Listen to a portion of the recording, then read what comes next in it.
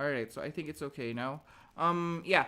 So we're going to continue our discussion with the wonderful world of bacteriology, specifically now with the family of Mycobacteria. Now, the reason why we have a separate discussion for Mycobacteriology is because some of the questions in your board exam might be taken from this particular topic. Okay, so it's part of those. It's part of the questions specifically in your boards, and even if you want to take the ASCP, you might encounter questions in mycobacteriology. Okay, so now let's start with the general characteristics of mycobacteria. So we're just going to have a review. I need you guys to transcribe what's the meaning of AFB and PAF. Anybody here knows what's the meaning of AFB and PAF? Anybody? Oh, everybody suddenly became quiet. Well, since I have energy to answer the questions, I'm going to answer it for you. Okay? So mamaya kailangan kayo na magsumagot. All right? So it's actually acid-fast bacilli, and PAF stands for partially acid-fast. Okay? Now, biochemical characteristics of AFB. Based on biochemical characteristics, we have to describe what separates an AFB organism from other families of microorganisms. So they have an outer wall made up of a complex lipid layer. They are lipid laden, meaning they have a lot of fats or lipid macromolecules in their cell wall. And this is actually composed of mycolic acids or mycolates if you want to if you don't want to call it mycolic acids, you can call it mycolates. Hence the term Mycobacterium. All right, and it consists of a lot of free lipids, which contribute to the hardiness of the genus. These are actually one of the organisms that can survive drying. Actually, if I'm not mistaken, there was a quote from the World Health Organization, I think in 1990 or sometime around the 90s, that the reason why it's hard to eradicate tuberculosis even in developed countries is because of the fact that they are capable of surviving long periods of time as a respiratory droplet. Okay, so that's something to ponder about. So when you go into the hospital and the patient is actually considered as an organism, is considered to have an infection with an organism that may be AFB positive, you gotta make sure that you're wearing your complete PPE, and we'll discuss later why. Okay, all right. Now, the next thing that we need to talk about is, of course, the staining characteristics of mycobacteria. Now, the reason why it's important to note the biochemical characteristics of the cell wall of Mycobacterium is the fact that they have the capacity to resist staining. It's difficult to stain them, except of course when you're using an acid. Okay, even in the presence of an acid. Even in the presence of an acid, Mycobacteria is capable of resisting the removal of a stain. Hence, we do acid alcohol removal of the primary stain. So it's capable of resisting decolorization. Okay, so acid fast for one stained. AFB decolorization with alcohol. AFB resists decoloration with acid alcohol. Okay, now let's talk about the difference between an AFB organism and a partially acid-fast organism. Let's start first with the organisms. What organisms or what families of microorganisms would you consider partially acid-fast? I mentioned this in our very first lecture. Can anybody still remember what organism is considered partially acid-fast? Nigel.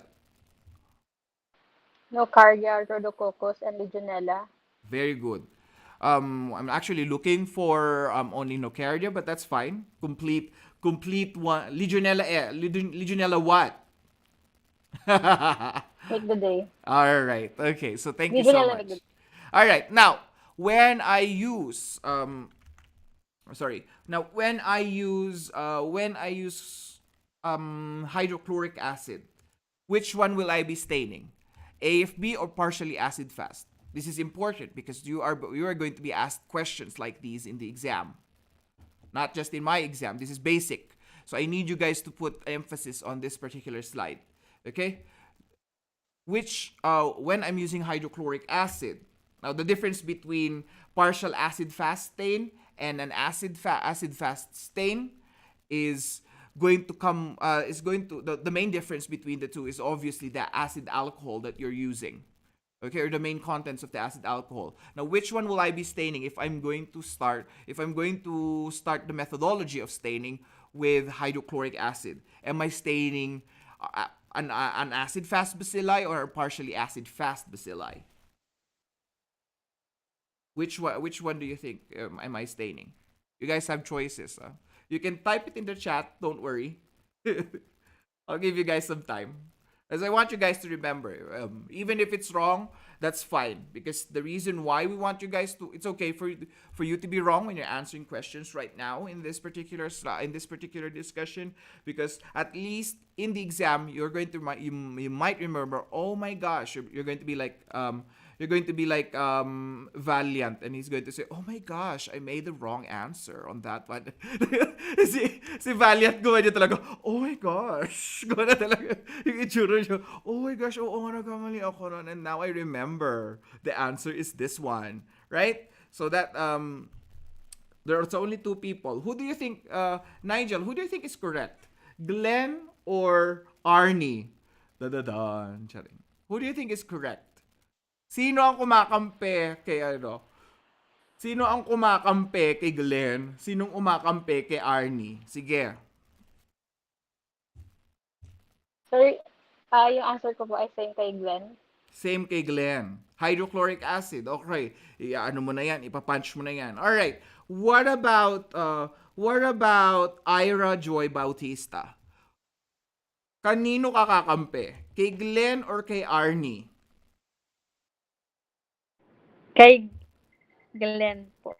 Kay Glenn.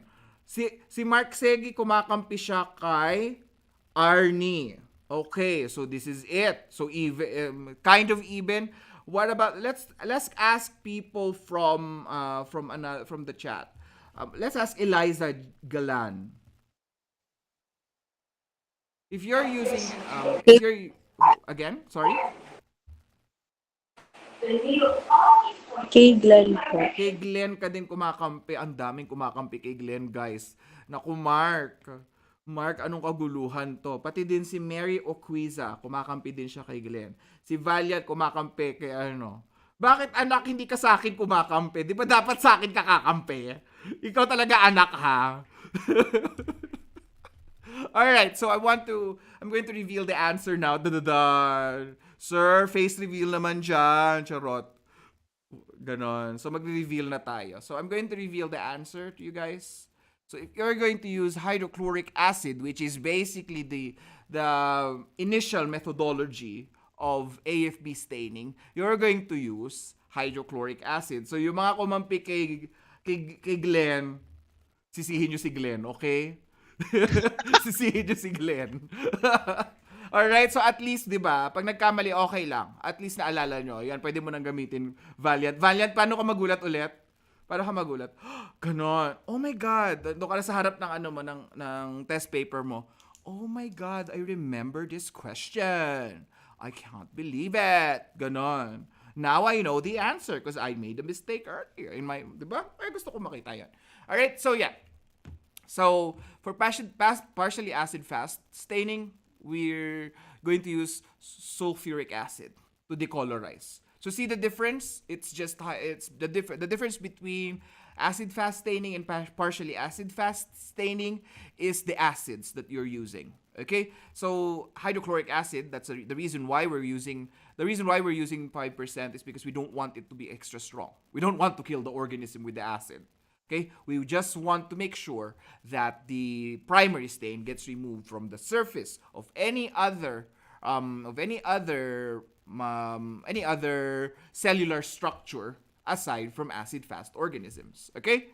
So, obviously, we've answered it earlier, right? We've answered it earlier. Mycobacteria will test positive, will stain positively, and Nocardia will test negatively. Okay, or stain negatively, and the opposite will be, and both will happen on Mycobacterium and Nocardia. So, even if I use partially acid-fast staining, this means that you can also stain Mycobacteria.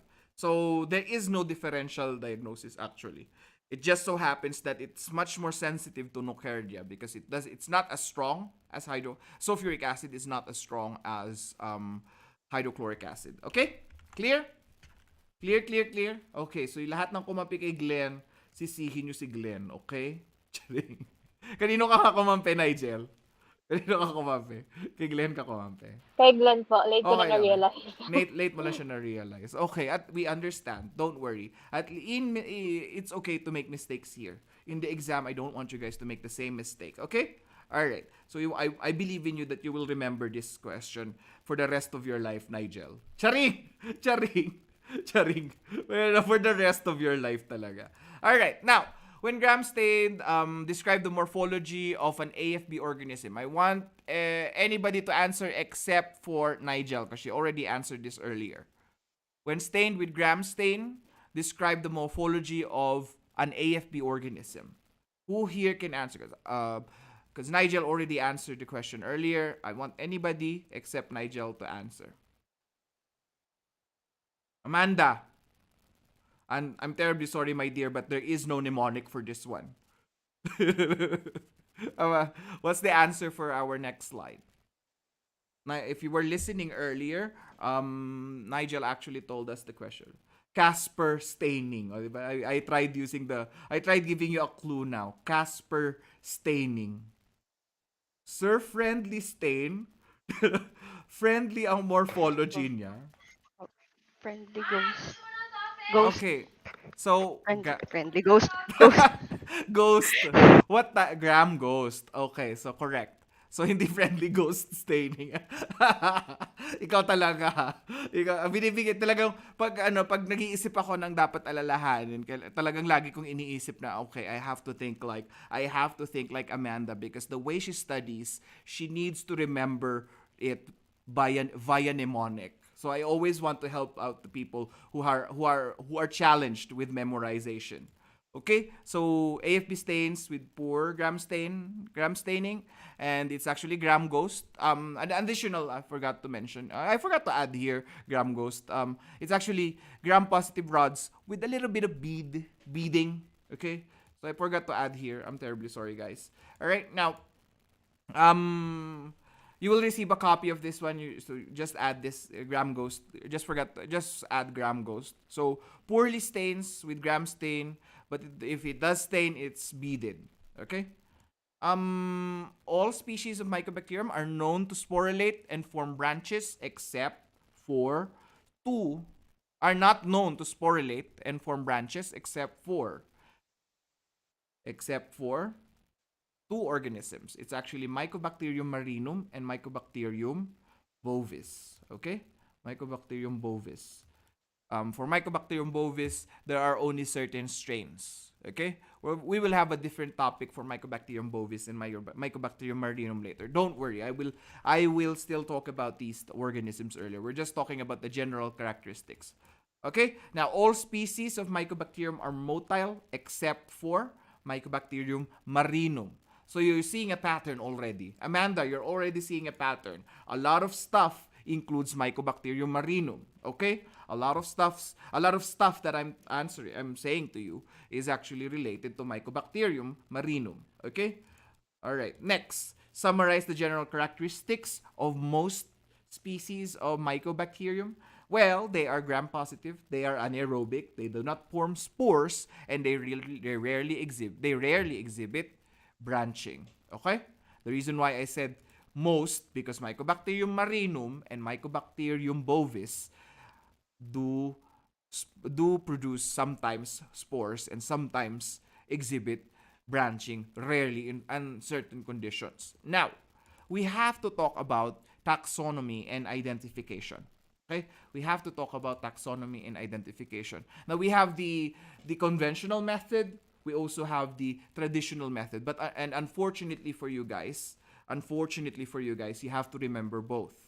Okay, you have to remember both because in the exam you will be examined on how well you know the taxonomy and identification of certain microbial species. Okay, all right. Now let's start of course with the traditional methodologies or the traditional taxonomical nomenclature or grouping or classification of mycobacteria. Okay. They relied traditionalists or early microbiologists used to identify mycobacteria using the using light, actually, the yellow carotenoid pigmentation or optimum temperature for growth. Okay, it's important that you remember the yellow carotenoid, not carotenoid. Okay, carotenoid. Okay, I want you guys to remember the yellow carotenoid pigment formation. Okay, carotenoid pala, carotenoid. Okay, the spelling is like this. Okay, carotenoid. Okay, pigment production in light and temperature for growth. Okay, this is actually known as your Ronyuon method. Okay, now conventional methodologies include high performance liquid chromatography (HPLC), but was then replaced with cytogenetic and molecular methodologies. Okay? After this discussion, we're going to talk about molecular methodologies like the 16 sRNA, and your PCR methods. I think we're going to discuss that at the end of your microbiology discussion. Okay? So after virology pa siya. So I just want you guys to remember 16S methodology and cytogenetic markers because you might be asked questions. The ASCP examinations especially is becoming a little bit more challenging even for my other students at review classes. Sometimes they would come back to us and say that oh sir, they asked us questions about Ehrlichia. Earlier they didn't have any questions for that one. Earlier recall questions, they didn't have that in the question banks because Ehrlichia species is usually reserved for veterinary medicine. So imagine you're also going to be asked Ehrlichiosis in your exams. Okay, so be mindful of these things. Okay, so yeah, both have been rendered obsolete because right now what we're using both the Ronyon classification and high performance liquid chromatography has been replaced by cytogenetics and molecular methodologies. Okay? So this is what our conventional or modern technology use to correctly group or classify microorganisms. That's why last meeting, if you listen to my last lecture last week, Mycobacterium has been reclassified as Klebsiella Mycobacterium granulomatis has now been reclassified as Klebsiella granulomatis because of cytogenetic markers. The genetic sequence is now being used to identify and reclassify certain microorganisms, right? Flabibacterium has been reclassified to what? Sige. Ayan, sabi ninyo kanina, wala na kayong questions. Amanda, sabi mo kanina, naalala mo lahat. What is the current name for Flabibacterium right now? Amanda, what about Valiant? What about Jenilyn Marzan? Jenilyn. Ay, dinadaan ako ni Jenilyn sa smile. Ikaw, Jenilyn, ha? Jenilyn sa ano lang yan, sa mga Christmas party lang yan. Greatest smile, mga ano yan, may plus points sa naku sayang hindi niyo ako naging prof Kung naging prof niya ako, meron ako mga prize for sa Christmas, sa mga Christmas party. The most dazzling smile award. Mga ganon. Jeneline ha. Hindi po pwedeng daanin ang mga examiners ng board exam natin sa tantalizing eyes and tantalizing smile. Mark, what's now the current name used for that we're using now for Flavibacterium? It's in our third to the last slide. O, di ba naalala pa ni Sir Banvel? Grabe ka naman, sir. Naalala mo pa yon. Siyempre, I have spatial memory din. Wala. Walang makakaano. What about Eliza? Eliza. Wala. Hindi nyo naalala si Elizabeth Kingium? Hindi nyo na naalala si Elizabeth Kingium. Ang haba nun. Hoy, dapat naalala nyo yun kasi ang haba si Elizabeth Kingium. Diba? Kayo talaga. Sige na. Patatawarin ko kayo. Gusto ko mag-review kayo ulit, ha? Sinabi, sir, itatanong ba sa exam yun? You'd be surprised, actually. You'd be surprised. One of your choices would be Elizabethium Kingae. Ay, sir! Elizabeth Kingium pala. Elizabeth Kingium. Diba? Nakalimutan niyo, pero familiar kayo. Naalala mo naman, Mark, na diniscuss ko yon. Hindi din. Naalala mo, Mark. Okay. Alright. So we're going to move on with our next. So cytogenetic markers is actually our current cytogenetic and molecular markers. So ano ba yung molecular markers, sir? So yun yung gumagamit tayo ng mga messenger RNA, PCR technology. This includes PCR technologies. Okay? Who here has already worked in a PCR laboratory, even as a swabber? That's fine with me. Who here has already worked? Because last year we had students who were already working also as a part-timer, as well as studying in CMCC, sorry. Wala na nagpa-part-time. Hindi na pwedeng mag-part-time ngayon. Kailangan full-time student na. Walang nagpa-part-time ngayon. Si Jeneline as a model ng close-up. Kasi nagsasmile sa akin. What about Johaili? You still haven't given me your number. You won last week's prize. Okay, you need to email me. Okay? Hanggang ano lang yan, hanggang end ng ano mo bigyan kita ng deadline. Baka makalimutan ko na sabihin mo scam ako. Email ko na po ngayon. All right. So Johaili you barely got there. You had the best algorithm out there. Okay? Now, let's start with our next slide. Current methodologies used for the identification of Mycobacteria. We want to be Sir, specific. okay. Okay po. Why? What happened? Naglag po kayo. Momentarily lang. Yeah. Okay. All right, Yes, that's fine. All right. We're going to move on with our next topic. We're going to talk about the current methods used for the identification of of Mycobacteria. So we have three, of course. Genetic probes using DNA RNA hybridization. Okay, methods. We're going to have a separate discussion for this one after we discussed our last discussion in virology. Okay, and we have MALDI-TOF and 16 sRNA for genetic sequence information. Okay, so imagine 16 sRNA as a universal marker for all microorganisms, and they would have a separate. Every microorganism, every bacteria, rather. Sorry, it's known as the universal marker for identification. So the 16 sRNA will differ depending on the species of organism that you're using. So that's basically it. Okay? So in Tagalog, lahat ng mikrobyo na inaral natin ngayon dumaan sa 16 na sRNA according to CLIA.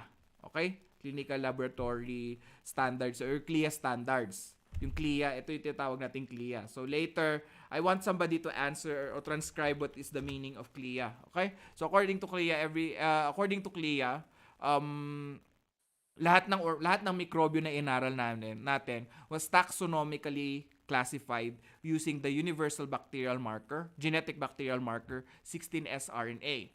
Okay? What does it do? Lahat sila iba-iba, may unique code sila, parang blueprint. For example, Nigel berongoy. Okay? Nigel berongoy, yan yung molecular marker or yung genetic marker let's say for example, I want the rarest one, Erysipelotrix rusupithiae. Okay? So yun yung genetic sequence na unique for Nigel berongoy to be classified as Erysipelotrix rusupithiae. Okay? Ang haba naman, sir. Bakit ganon? Kailangan ko ding remember kung paano siya i-pronounce. Hindi na. Huwag kayo mag-alala. Memorize nyo lang. Diba? Hindi naman ganon kasama ang mga microbiology exams natin na ma-receive. As long as tama yung naalala ninyo na organism, ha? You will be asked a case presentation. Parang sinabi ni sir yung inverted fear tree. Sino nga yung inverted fear tree? Diba? Oh, yan yung mga dapat na inaalala ninyo kasi bibigyan kayo ng almost 2 page of case presentation. Tapos makita mo lang doon, it has a characteristic inverted fear tree appearance. Alright? So I want somebody to answer what is the meaning of CLIA. Okay? You will hear this a lot of times during your careers as medtechs. Okay? Because you will rely on CLIA standards for most microbiology policies. Okay? Now, let's go deeper into the taxonomy of Mycobacteria. Okay? Now, how many groups of Mycobacterium has been classified by contemporary medical microbiology? Actually, this is a 2019 update. You are lucky because this was one of the questions in the board exam, the BOC test banks, meaning that they are now asking this in ASCP exams. Okay, if you're planning to go abroad, you whether it be in Abu Dhabi or in the United States, you might be required to take ASCP. So if you really want to pursue medtech as a career, you need to remember some of these questions. Okay, so there's actually 2 groups, okay? And group 1 is the TB complex organisms, and group 2 is the Mycobacteria other than TB complex, or the MOTT, okay? Also known as the non-tuberculous microorganisms, or Mycobacteria, sorry. Non-tuberculous Mycobacteria, or the MOTT, or the MOT, okay? MOT. Okay? Clear? According to the 2019 update, from the World Health Organizations, the taxonomy group of Mycobacteria has been classified as group 1, the TB complex organisms, or group 2, Mycobacteria other than TB complex. Okay? Also known as the non-tuberculous Mycobacteria. All right? Now, examples of organisms under group 1, the TB complex group. Obviously, we're going to have what? Sige, ayan na. Sige, unahan na tayo ng sagot. Eliza, since you answered correctly, clinical laboratory improvement amendments, CLIA standards. Sige, Eliza, what organisms are under group 1 according to the World Health Organization 2019 update? Under group 1, ano bang name ng babalikan natin, ano bang name ng group 1, Eliza? Oh, ayan na. Para hindi mahirapan. Kayo talaga group 1. Oh, Amanda, alam ko na alam ko may maisasagot ka maski isa, Amanda. Sige, group 1. Give me one group of microorganisms under group 1. Or species, sorry. Sorry? Amanda, are you still listening?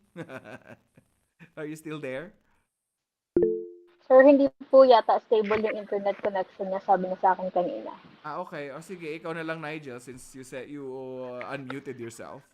All right. Give me one one species of organism under the TB complex organisms? Tuberculosis po. Very good. See? Sabi ko sa inyo, may sasagot. May sasagot kayo without looking at the other slide. So right, you're correct. MTB. So ano naman yung dalawa? Mycobacterium bovis and Mycobacterium africanum. Okay? Mycobacterium africanum. What is M. bovis, by the way? There is a specific note that I want you guys to remember. BCG. Okay, I think you are familiar with BCG.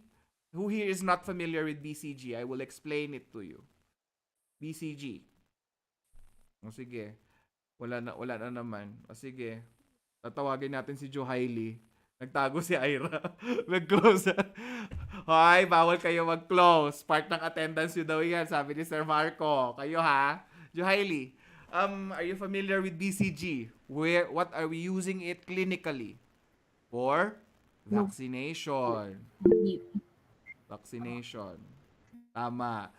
Diba? Nakasulat na dyan. It's an attenuated strain of Mycobacterium bovis used for vaccination. Okay?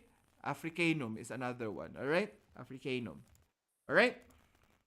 Next, examples of species of rare group 1 species that might cause a disease. You might hear this sometimes. Generally, they have lower strength or a lower pathological findings, or a less pathological lesser intensity rather of pathologies. So you'd see coughing, AFB staining. You'd see majority of the time when we go to the pathology of mycobacteria, you'll find it easy. Ay, ang dali lang pala ng mycobacteria. Kasi almost same lang yung mga nila, disease causing agents nila, at saka yung pathological markers nila and pathological findings ng mga pasyente na merong sa kanila. So, you might find this in the future. You might find this lecture actually useful for you. Alright, so there are rare species of group 1 mycobacteria that can cause human diseases. Mycobacterium microti, Cagnetti, Capre, Pinipedel, and Suricatiae, and Mungi. Sir, memorize mo din tong mga to? Actually, no. Hindi ko siya memorize. Kasi nga, very rarely are these organisms asked in the exams. But since you are under Sir Marco, you need to remember these organisms. Okay? Why? You might be asked the question, which of the following organisms is not a group 1 species? Oh, di ba binibigyan ko na kayo ng mga tips ahoy? Di ba? Binibigyan ko na kayo ng mga tips ahoy. Ganun kami ni Sir Marco pag gumawa ng exam. Gusto namin yung nag-iisip kayo ng malala. Gusto namin yung nangangamoy utak ang exam room. Gano'n. Okay? Okay, Nigel? Nakita mo na kung paano kami gumawa ng question. We are not going to ask you, who among the following organisms? Which among the following organisms? Group 1. We're going to flip it, turn it, and reverse it. Mga gano'n. We're going to at least try our best to make it a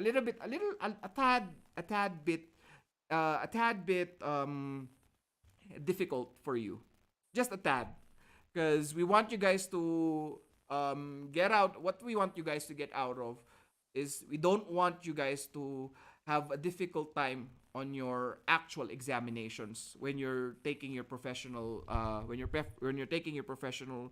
certifications. Okay? So at least kahit pinahirapan namin kayo, ang dali-dali lang naman nito, basic lang to. Mas mahirap pa nga yung tinanong ni Sir Marco sa akin dati nung nag-exam ako. Ganon. Diba? Ganon. Okay? Just a tad. Okay? Now, what are the groups? 3 groups of moth. What is moth again? Mycobacterium other than tuberculosis or MTB. So we have 3. We have slow growers, rapid growers, and lastly is Mycobacterium leprae.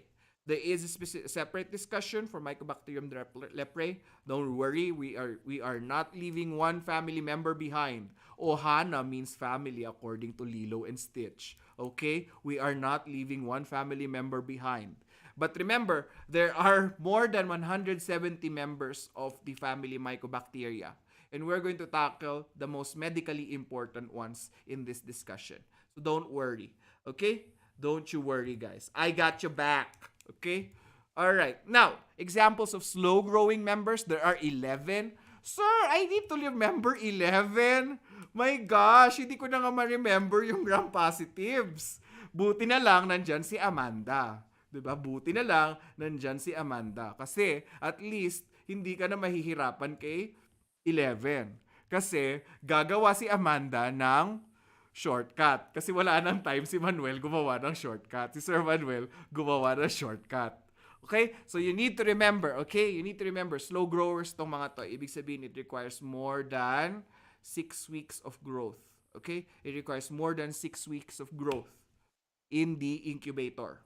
Okay? In the incubator. We're going to talk about culture and sensitivity of these species at a moment, in a moment's time. Don't worry, we have a specific discussion for that one.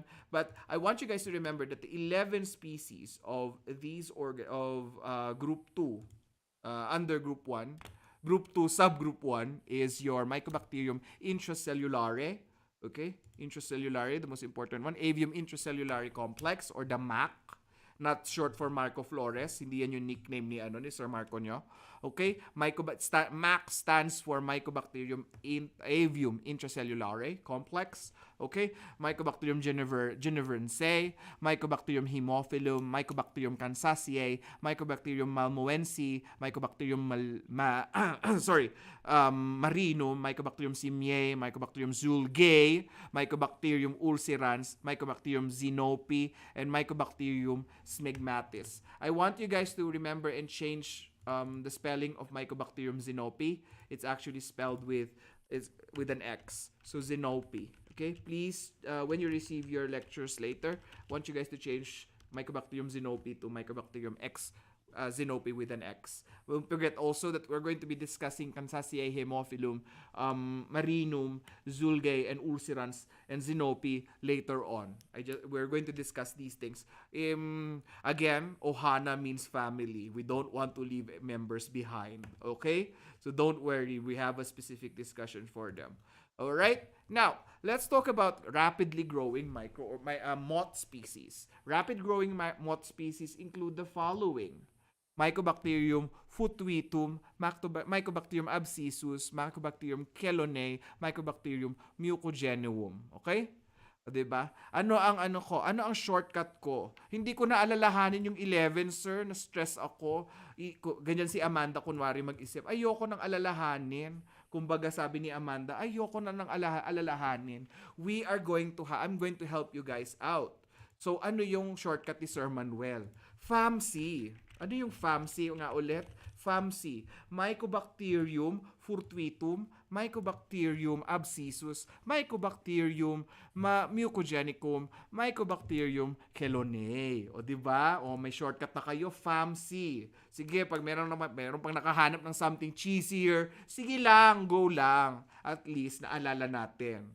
Okay? Or MAC-F, diba? Pwede din MAC-F, no? Pwede din MAC-F. Kasi nga, diba, MACDO, o diba, at least naalala nyo, MAC-F.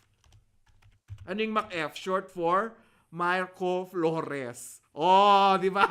Oh, di ba? At least, di ba, naalala nyo yung rapid growers. Di ba? Hindi nyo na makakalimutan si Sir Marco nyo. Kasi hanggang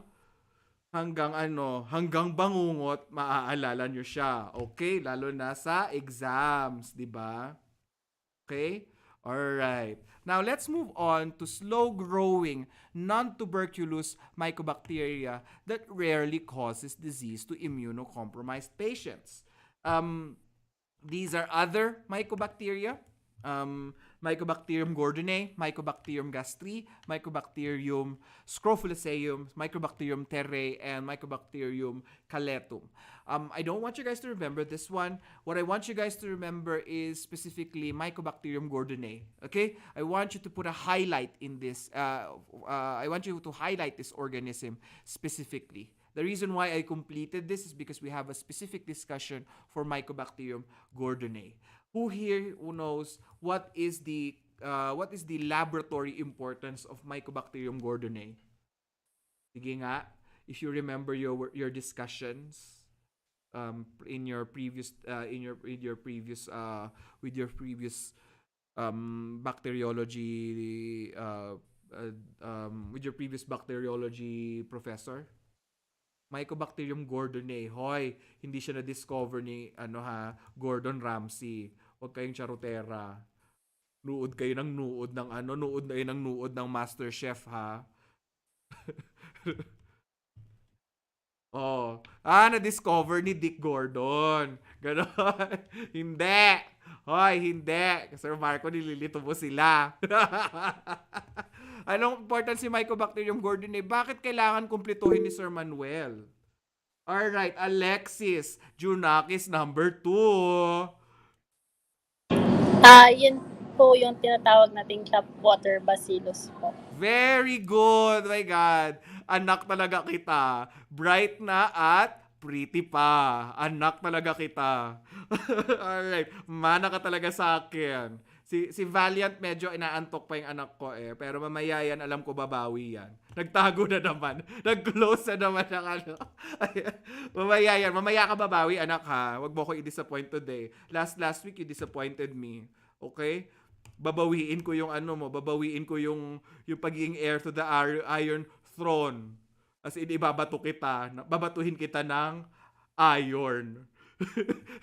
hindi Iron Throne. Babatuhin kita actually ng bakal. Okay? Alright? Ganon. Yun ang mamanahin mo sa akin. Bakal.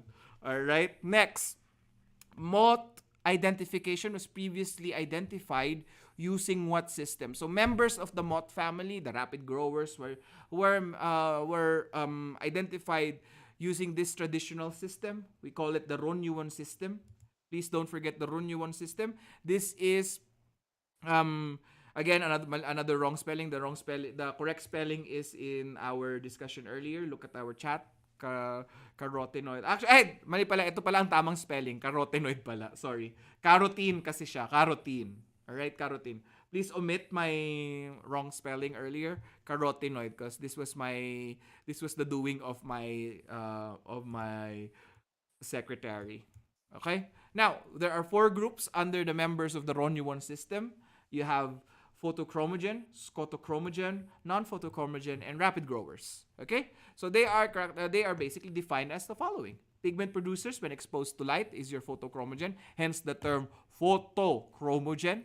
Okay? Scotochromogen is pigment is produced when they are both exposed to light and dark. Okay? And non-photochromogen will not produce a pigment either in light or dark. And rapid growers are basically grouped because of their growth rate at less than 7 days. Okay? Less than 7 days. Alright? So please remember these terminologies. You will hear them over and over again when we discuss the specific species of Mycobacterium. Okay?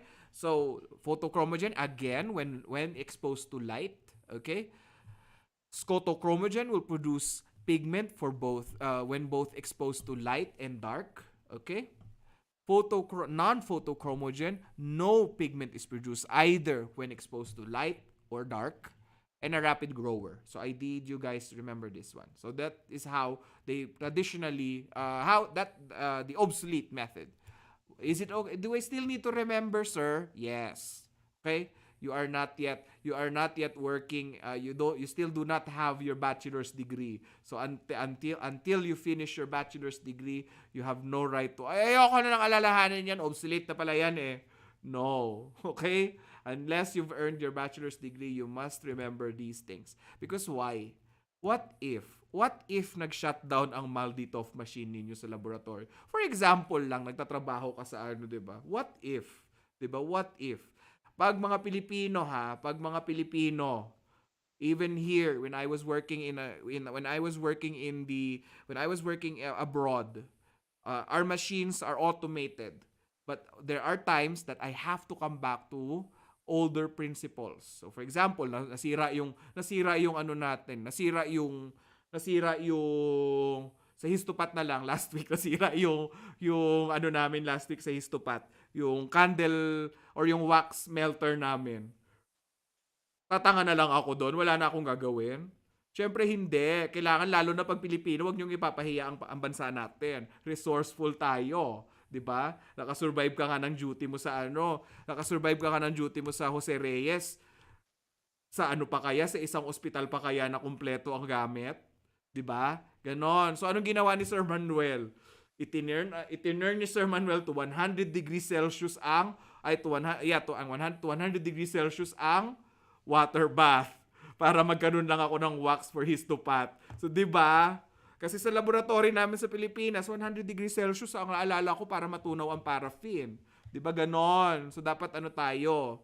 Hindi makakancel ang mga lab test natin dahil lang nasira ang isang machine. Okay? So you guys need to remember this in order for you guys to progress much deeper into the practice. Okay? Now, ano ba yung light test na sinasabi na yan? How is a light test done? So we talked about photochromogens, right? So before incubating the organisms, you made your initial streaks in your culture media. Mamaya natin pag-usapan yung culture media. We're going to talk about that later. There is a specific discussion about that one. But a light test is done using the following methodology. You expose the organism to 8 hours of light using an incandescent bulb. Incandescent bulb lang, wag yung kandila, ha? Baka sasabihin ni Valiant, "Girl, I thought you just said you just exposed it to light. You didn't tell me what kind of light. Girl, what you doing? Why you lying?" Gaganon, no? Naging urban ang accent ni Valiant. Ganon, very urban. Ayoko ma-demonetize. Baka sabihin, hoy, ano yung ginagamit mo ng mga words? Urban accent ang ginamit ko. So, girl, you need to use an incandescent light bulb, okay? You need to use an incandescent light bulb. Not a UV light bulb, okay? A UV light bulb will kill the organisms. Valiant, ha? Huwag pilosopo, ha? Alright? Okay? Huwag mo ako babanatan. Girl, you lying. You just said light. I said incandescent light. Okay? An incandescent light. Okay? You incubate it for 24. You incubate it for 8 hours in light, and then after exposure to light, incubate it in darkness. After 24 hours, you incubate it after the 8 hours, you incubate it in darkness for a 24-hour period, and you observe for the presence of a pigment. And this is what it actually looks like. I know it's not clear. I'm sorry. Okay? I know it's blurred, but this was taken from the University of Utah. Okay? That is the one that they presented to me. Okay? But you can still see the colors, right? Which one do you think has a carotenoid color? The left or the right? Sasampalin ko yung bulag dyan. Not throwing hate with our blind friends, okay? Not throwing hate with our blind friends. Baka mamaya ma-demonetize, ma-report ako as a hateful statements kasi alam mo naman, people are lit, okay? So which one? The left or the right? Which one do you think has a carotenoid? Carotenoid. Sige. Tatanungin natin ang aking dear moderator kasi siya ang nakakakita eh. Which one do you think has a carotenoid? The left or the right? To the left, to Sir, the right. left. Okay, why? Kasi carotene, di ba? Meron. Mas Mas brighter. yellowish pigment. Very good. O, di ba? Thank you so much. Ang galing-galing. Bigyan ng jacket ang aking ano. Hindi jacket. Plus 10 yan kasi lagi pag may exam. O, di ba? Pag bida-bida, di ba? Di ba? May nakukuha na ano. Buti bida-bida ka, Mark Segi. O, di ba? Sayang yung plus. Alright, thank you so much. So, the left is actually the one that will produce a pigment. We're going to talk about the culture media that was used here later. Let's talk about the different terminologies. Again, I'm just going to repeat it. Sorry, I'm just going to repeat it. Turns yellow after light exposure. The pigment, if it's a photochromogen. Group 2 is a scrotochromogen, meaning that it is capable of producing a yellow pigment after light and dark exposure. And then a non-photochromogen will not produce a pigment even in the presence of light and dark. Okay? Non-photochromogen. Okay? Right? So, sir, sabi mo yellow. Ganyan na naman, babanat na naman, magiging urban na naman ang accent ni Valiant. Girl, you lying! Both of these are yellow. Girl, why you lying? Ganon. Pagiging urban accent na naman siya. Yung left, kaya nga pinakita ko sa inyo yung color. Sabi ko kahit malabo, makikita naman yung mas yellow. The intense yellow. I would say this one is Big Bird yellow na lang. 'Di ba yung color ng feathers ni Big Bird? No? No, walang tumawa ka na naman, Mark Segi. Nakarinig ka lang ng word na bird. Ikaw talaga ha. Nasaan na yung ka-riding in tandem mo na tawa ng tawa pag may mga kabastusan ako mga sinasabi. Nasaan na yung isa? Dalawa kayo na laging tumatawa. Wala yung ka-riding Hindi, in sir, kasi tandem mo. mukhang ako lang nakaabot kay Big Bird. Sala, hindi eh. Ay, ganon. Hindi nila kilala si Big Bird. Mamaya i-google ko para sa inyo. Alright? So, Sesame still. Street. Ay, ayun. Sesame Street. Okay naman pala. May nakaabot naman pala eh. Kasi baka mamaya puro na kay Peppa Pig eh. Mother, I want to go to the market. Girl, stop it. Batibot kami. Ganon. Batibot kami.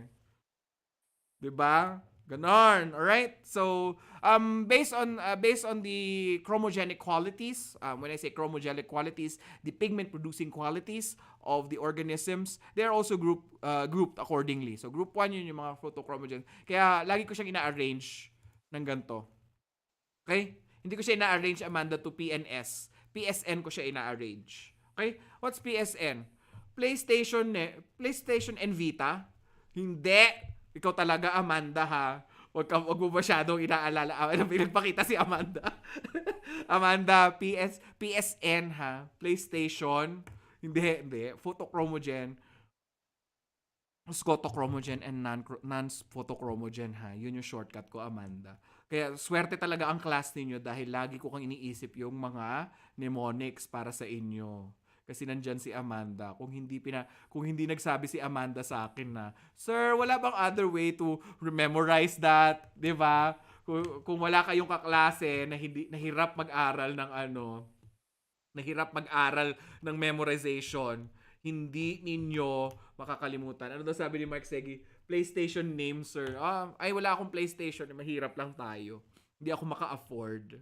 Okay? Steam Deck lang ako. Sorry, Mark. I want to play Fortnite with you, or probably what's the other game there that's Overwatch. Unfortunately, I can't because I don't have PlayStation. I don't have a PlayStation. I'm terribly sorry. All right? Now, let's move on to the Group 1 Ron-U1 classification. So, what's under Group 1? So, under Group 1, they are all photochromogens. Therefore, they will produce a color pigment after exposure to light in 8-hour intervals. After an 8-hour interval.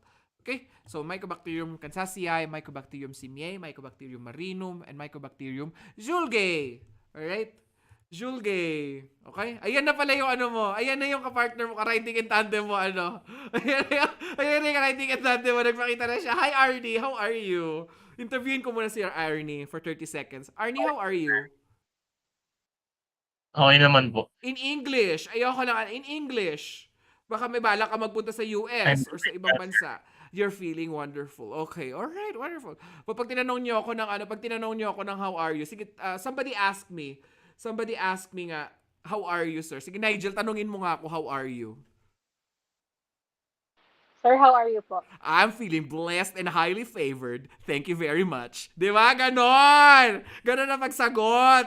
Pag mag-e-exam ng para energy to the highest level. Okay? So, ang lakas ng energy ni sir. Siyempre, na-miss ko kayo lahat. Ano ba kayo? Diba? So, Mycobacterium kansasii, Mycobacterium simiae, Mycobacterium marinum, Mycobacterium zulgae. Alright? Talagang inuulit ko yung gay. Alright? Inuulit ko yung gay para hindi nyo makalimutan kasi mamaya meron siyang Okay? Now, Mycobacterium Ron-U1, Group 2 Ron-U1 Mycobacteria includes the following. You'll be surprised that Zulgae is again included there. Zulgae na naman, sir. Ano ba yung mga bading? Lagi na lang nagpapakita dyan sa mga Huwag kayong mag-alala. There is a specific discussion for that one. Mycobacterium gordonei, Mycobacterium scrofulaceum, Mycobacterium zinopi. Most strains, okay? Most strains because there is var zinopi 1, var zinopi 2. I don't want you guys to delve deeper into that one because that is graduate studies na. Wag na tayong magpatumpik-tumpik pa. Yung mga board exam questions lang ang natin. Tatakil natin. Okay? Zulgae again. Sir, bakit nandoon siya? Anong kaguluhan to? Well, kasi when you're incubating the organism, if you really want to be specific, actually the photochromogenic characteristics of Mycobacterium julgae is that it is temperature dependent, or the chromacity of this organism is dependent on temperature. Talagang nilakihan ko para hindi nyo para talagang maalala mo ha, Amanda. Okay? Amanda, ikaw ang tinatawag ko, magpakita ka, Amanda. Igalaw mo ang baso, Amanda. Nasaan ka, Amanda? Ayan na. Amanda, please remember, the chromacity of Mycobacterium julgae, okay, is temperature dependent. Okay? It is photochromogenic at 25 degrees Celsius room temperature.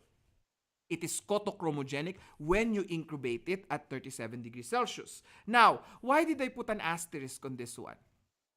The reason being is because all of your routine samples will be incubated at 37 degrees Celsius. Right? It will be incubated at 37 degrees Celsius. So therefore, ano ang classification niya? Group 1 or Group 2? Sige nga. In clinical practice, it is classified as scotochromogen or Group 2 Ron-Yuan system. Okay? Kaya nilagyan ko ng ganyan. Okay? Kasi baka makakita kayo ng question sa exam. Okay? Makakita kayo ng question sa exam. Temperature nakalagay doon. Okay? Temperature. The plates were incubated at room temperature, or the plates were left at room temperature for quite some time. Okay? But the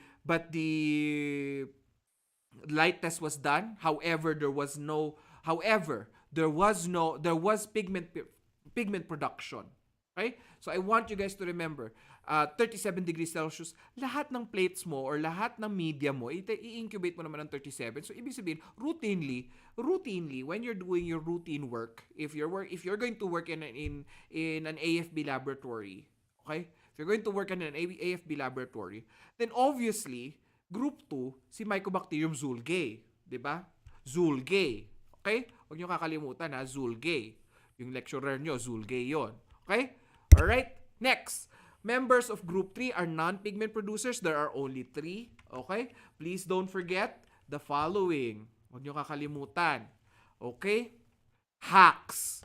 Oh, di ba? Huwag niyo kakalimutan. Ano na naman yung hacks na yan, sir? Ay, napindot ko na pala, sorry. Ano naman yung hacks? Mycobacterium haemophilum, Mycobacterium avium intracellulare complex, and Mycobacterium xenopi. Most strains. Or some strains. We're not going to delve deeper into Mycobacterium xenopi. Okay? The strains of Mycobacterium xenopi, because this is enough for you guys, for your exams, to pass through the exams. Ayokong pinapahirapan ng mga students ko. Gusto ko pahirapan sila sa exam na lang. Okay? Yung memorization, binibigay ko lang kung ano yung talagang tinatanong sa exams. Don't worry. I've already seen it, been there, done that, seen some of the questions that are being asked by students. Sometimes they would come back to me and they would share their experience with me. So I've already seen these things. Okay? So don't you worry, guys. No, ika nga sa Lilo and Stitch, nobody gets left behind. Ohana means family. Alright? O, diba? Tumang-tuwa talaga si sa mga jokes ko. Para moderator nga talaga kita. You are born to moderate me. Okay? You are born to moderate me. Kasi ikaw lang yung tumatawa sa jokes ko. Alright. Now, we are going to go to the AFB laboratory. Now, some of you may not work in an AFB laboratory. You may not prefer to work in an AFB laboratory. But there are some benefits to working in an AFB laboratory. I have worked in an AFB laboratory in the past. Okay? It's hard to work there because you always wear a hazmat suit. Okay? It's hard to work there, but there are some benefits. What are the benefits, by the way? Pag-usapan na lang natin pag papunta na kayo sa ibang bansa. Kasi mas mataas ang bayad. Meron kayong hazard pay na marireceive. Alam ko lagi yung pinoproblema dyan sa Pilipinas as healthcare workers. Maririnig din nyo, hindi pa namin nare-receive yung hazard pay namin.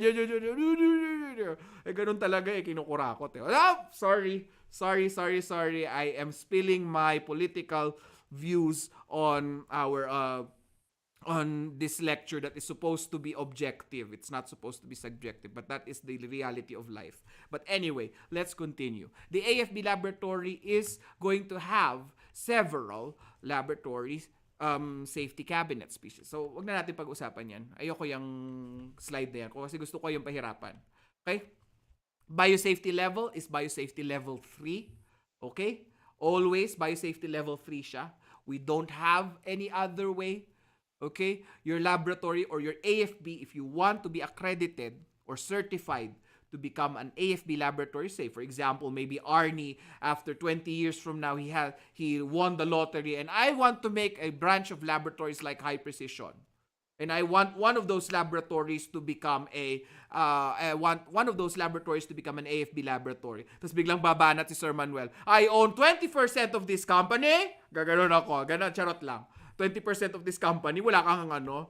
Diba ganon, hindi. Kasi nga Arnie, binigay ko sa iyo ang requirements. How often should it be now, these are US requirements, by the way. But I think in the Philippines, we still follow these guidelines. CLIA guidelines again. Okay, Arnie? So, tandaan mo na kung magpapatayo ka ng laboratory in the future. Alright? You need to have it certified every year. Once a year. Yearly. Okay? To ensure proper operations. Ensure yan. Mali na naman yung spelling ng secretary ko. Ensure. Please change that when you get the ano. Alright? Not insure ha. Ensure. Insure means insurance. Ensure yan. Alright? Okay, now, what features of the biosafety cabinet is important for AFB sample processing? So you need to have a level 2 biosafety cabinet which has a HEPA filter and will have return air vented to the outside. Ano yung return air? Return air, sir. Yun yung inihigop. Okay? So if you have worked in, I'm not sure ano ba ang level ng biosafety cabinet ninyo dyan sa CMCC, but when you work in clinical laboratories, most of the clinical laboratories that you're going to work in will have a level 2 HEPA filter. Isa yan sa mga requirements ni PhilHealth. Okay? The majority of the hospitals in the Philippines will be accredited by PhilHealth kasi nga a lot of patients come in and they pay out of pocket. When I say something is paid out of pocket, it means that they pay with their own money. Okay? They don't rely on insurance. Okay? So PhilHealth, for your information, supposedly, if it's not corrupt, ayan na naman tayo, lumalabas na naman yung political affiliations ni sir. Ano siya, it's supposed to be half of it is paid by the government and half of it, or a portion of it is paid by the government, or majority of the expenses is paid by the government or shouldered by PhilHealth, and majority is paid out of pocket para hindi heavy para sa ano. So for example, nanganak si Valiant, alright,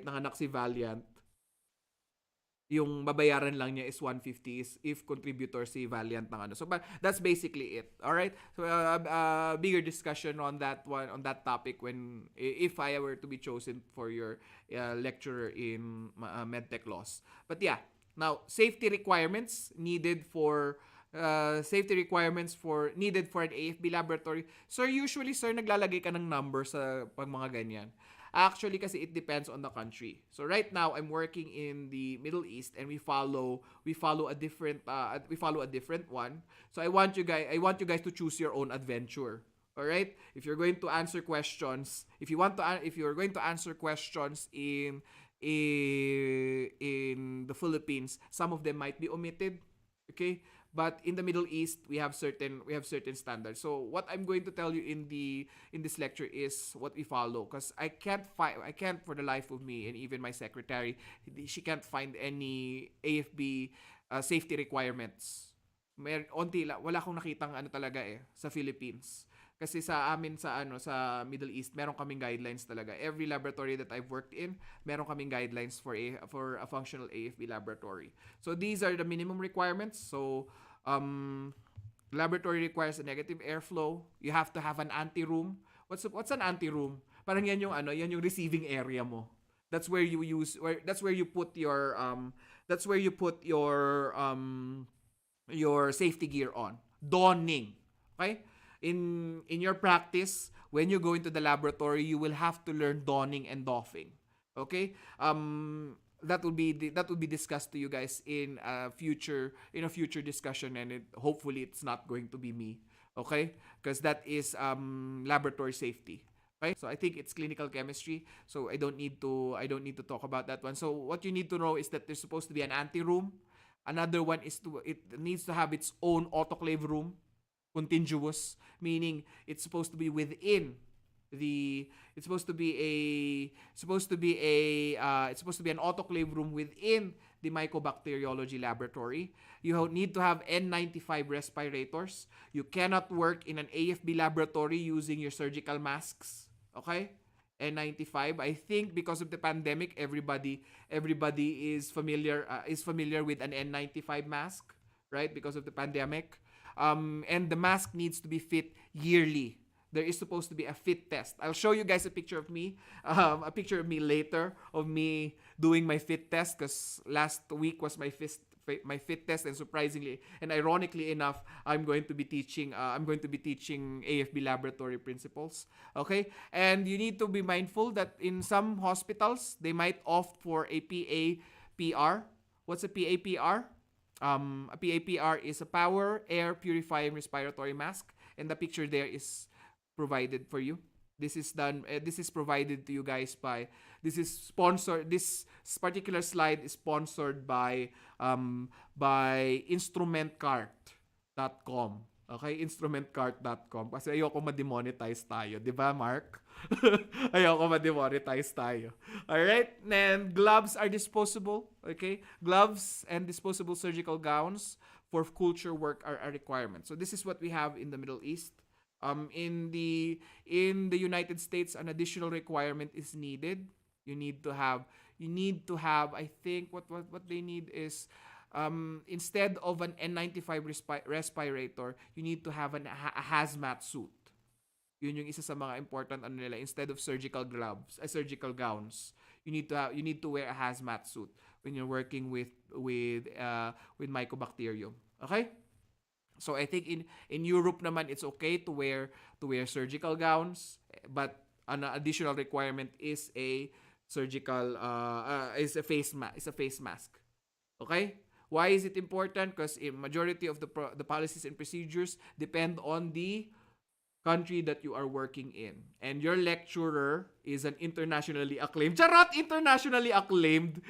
And your lecturer is actually somebody who's worked in an international setting. So it depends. So I haven't been working in the Philippines for quite some time now. The last time I worked in the Philippines was actually 2011 to 2012, and that's a very long time. So many of the policies have changed. So I need you to choose your own adventure. So in the Philippines, so please mark this slide, and I want you guys to check if there is actually a specific requirement for Philippine laboratories for AFB labs. Okay?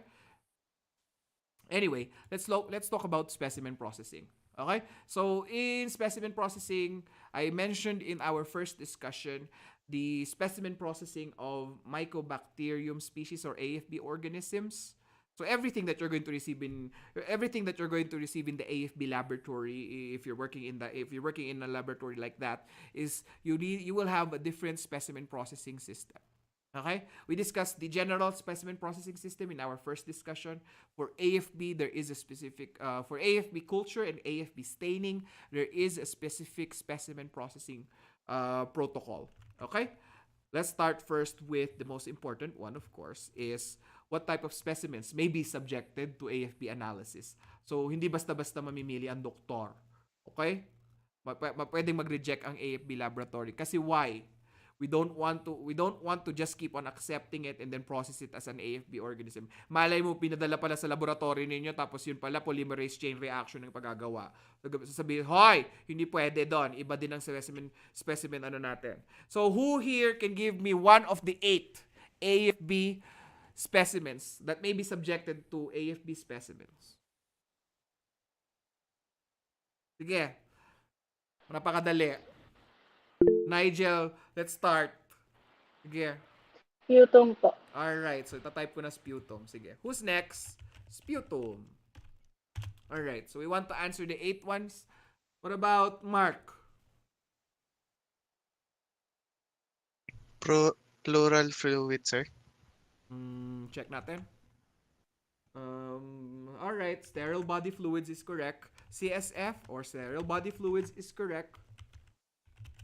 Tinignan ko pa talaga sa notes ko. CSF and sterile body fluids. Okay. What else? Who here knows? There are 8 body fluids that you may be able to subject for AFB analysis. Sige, go. Who else? You will know later why I am asking this one. Johaili, do you have a guess? O sige, si Amanda muna. Mamaya na Johaili. Chillax lang, Johaili. Amanda, where are you? I'm not seeing your face. You can't answer if I'm not seeing your face. Amanda. Bronchial washing po. Bronchial Bronchial washing. washing. Another term for bronchial washing. I will not accept your bronchial washing. At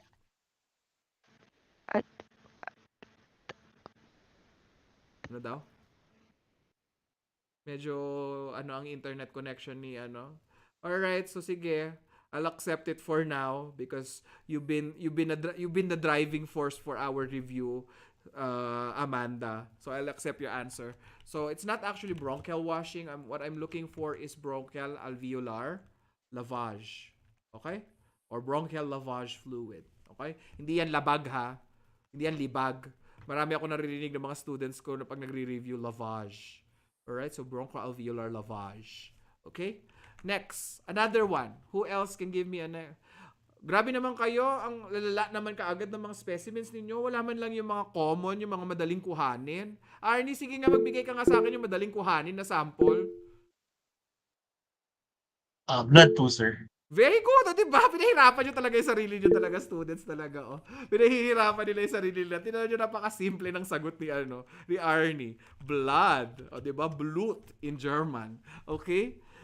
Sige, si Alexis. Stool po. Oh. May nanonood pa to si Alexis ng balita. Nakakaloka ka, Alexis, ha. Junakis number 2, ha. Nag-e-echo yung pinapanood mo. 24 oras ata yan. Or saksi ano yan, ha. Huwag kang mag-alala. Yung ka-work po kasi. Ka-work ko po. Huwag kang mag-alala. I don't mind. Kasi kaya nga kayo may video lectures, di ba? Kaya nga mahal ko kayo, diba? Nag-record pa natin sa ano.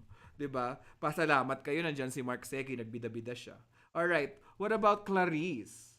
Hello, Clarice. Hello po. Ano? Urine po, sir. Very good. Urine. Alright. Nauubos na. Ilan na lang? We have 8. 1, 2, 3, 4. 1, 2, 3, 4, 5, 6. So we only have 2. Sige. Medyo mahirap ng kuhanin yung dalawa. Sige, Nigel. Gastric lavage po. Gastric lavage din. Ang taray, lavage din siya. And proper pa ang pronunciation. I love it. Can you say the word lavage Wow, again? gastric lavage. Alright. Taray naman ang gastric lavage. Ay, taray talaga yung malakpak ni Marco. Guys, malakpak naman kayo. Isang ganun naman. Natutuwa talaga ako. Pang drag race talaga. Isang ganun nga, guys. Ay, ang arte niya gumaganon pa. Nakakainis ka. Okay.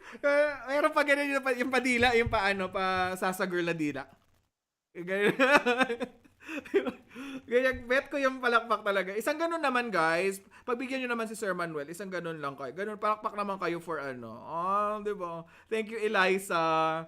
Hoy, Arnie. Gumanon ka din. Arnie. Ayan, nakita ko ang bading. I love it. Alright. Last one. Sa ano pa yung kinukuha natin na sample? Last one na. Ito, medyo mahirap. It's actually a doctor who will collect this one. Sige. I forgot to mention blood and bone marrow specimens pala. Kasi magkakasama sila sa isang ano. So, isa na lang. Ito mahirap kuhanin. Kasi doktor ang kumukuha nito. Yan ang clue ninyo, guys. Sige. Arterial blood. Hoy, medtech, pwedeng kumuha ng arterial blood. Sakaling kita dyan. Tapos na pati tayo sa blood. Alexis. Okay, si Junakis number 2.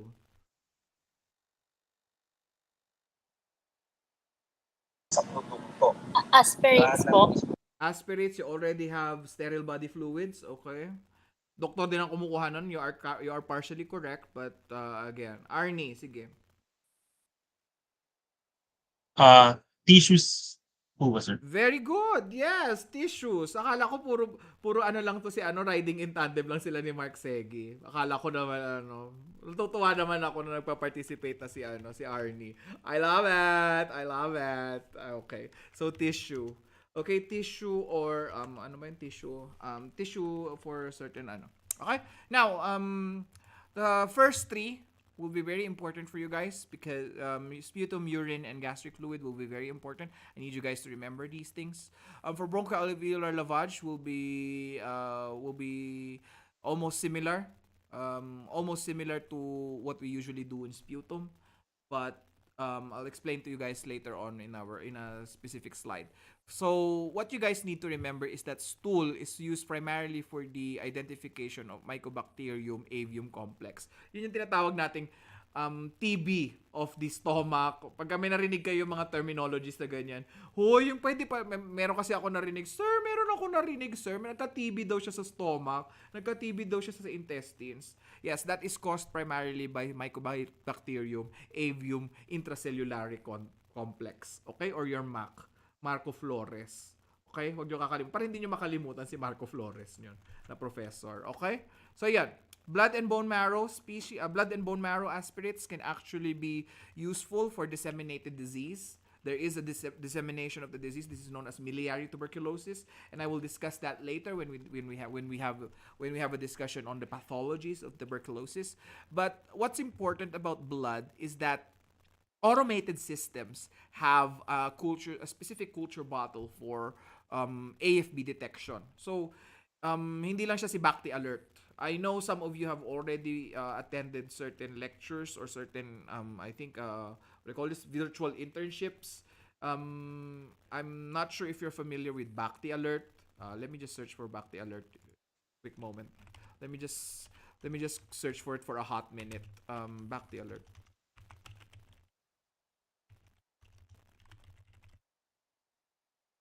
Okay, here. So, Bacti Alert can come in a form like this. Blood culture bottles are incubated in this particular one. Actually, what we have in the laboratory is this one, in our laboratory. Okay, so Bacti Alert 3D. Alright. So, same principles, CO2 production and fluorescence at the bottom of the slide, at the bottom of the bottle. But what's different is that there is a specific type of culture media, and we're going to talk about culture media in a moment. Okay, I don't want you guys to mix up some of the information.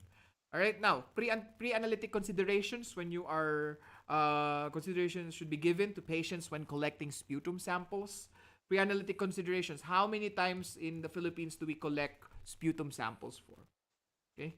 Again, it's dependent on the policies and procedures, but majority of your exams will have this type of policy. In the Philippines, how many times are you asked to collect sputum samples for AFB staining? Okay. Wala pa bang nagpa-TB testing dito? Wala pa nag-positive dun sa internship nila ng X-ray? Tapos kailangan i-confirm kung may TB. Wala pa. Mark, ikaw hindi ka pa na ano. So actually, it's 3 specimens. In some laboratories, it's 3 early morning samples. But if a diagnosis needs to be done rapidly, some hospitals follow this procedure. 1 early morning specimen, and then 2 additional 2 specimens will be collected in 8-hour intervals. So that is one of your WHO guidelines or World Health Organization guidelines. Okay? So my secretary was kind enough to do that because in our hospital, we follow the second one. Because we want everything to be fast. In other countries, you'd be surprised. Sir, ang bilis naman ng releasing ng results ng AFB stains. Usually, come back after next week yung mga yung mga test na ganyan. Di ba dyan sa Pilipinas, yung mga result natin, come back. Ewan ko ngayon kung bumilis na. Hopefully, bumilis na. Pero, in this particular country that I'm working in, a diagnosis needs to be met within a day. Because treatment is important. therapeutics is important. Kaya nga ang dami nilang may mga pasyente. Kaya ang dami nilang mga pasyente dito na nagkakaroon ng ng resistance eh.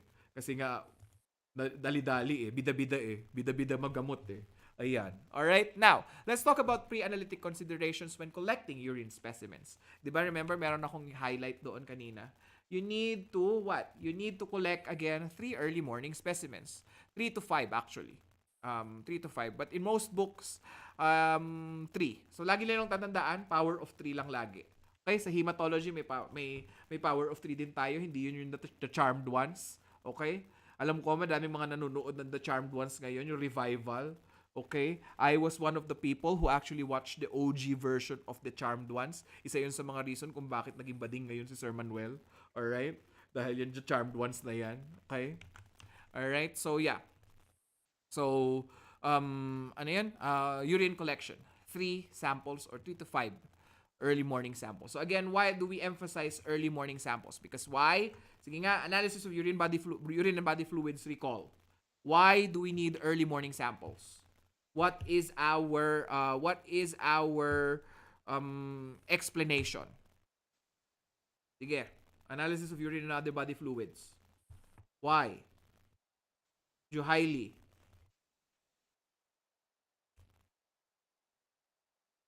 Yung level po ng bacteria at ng chemicals are higher.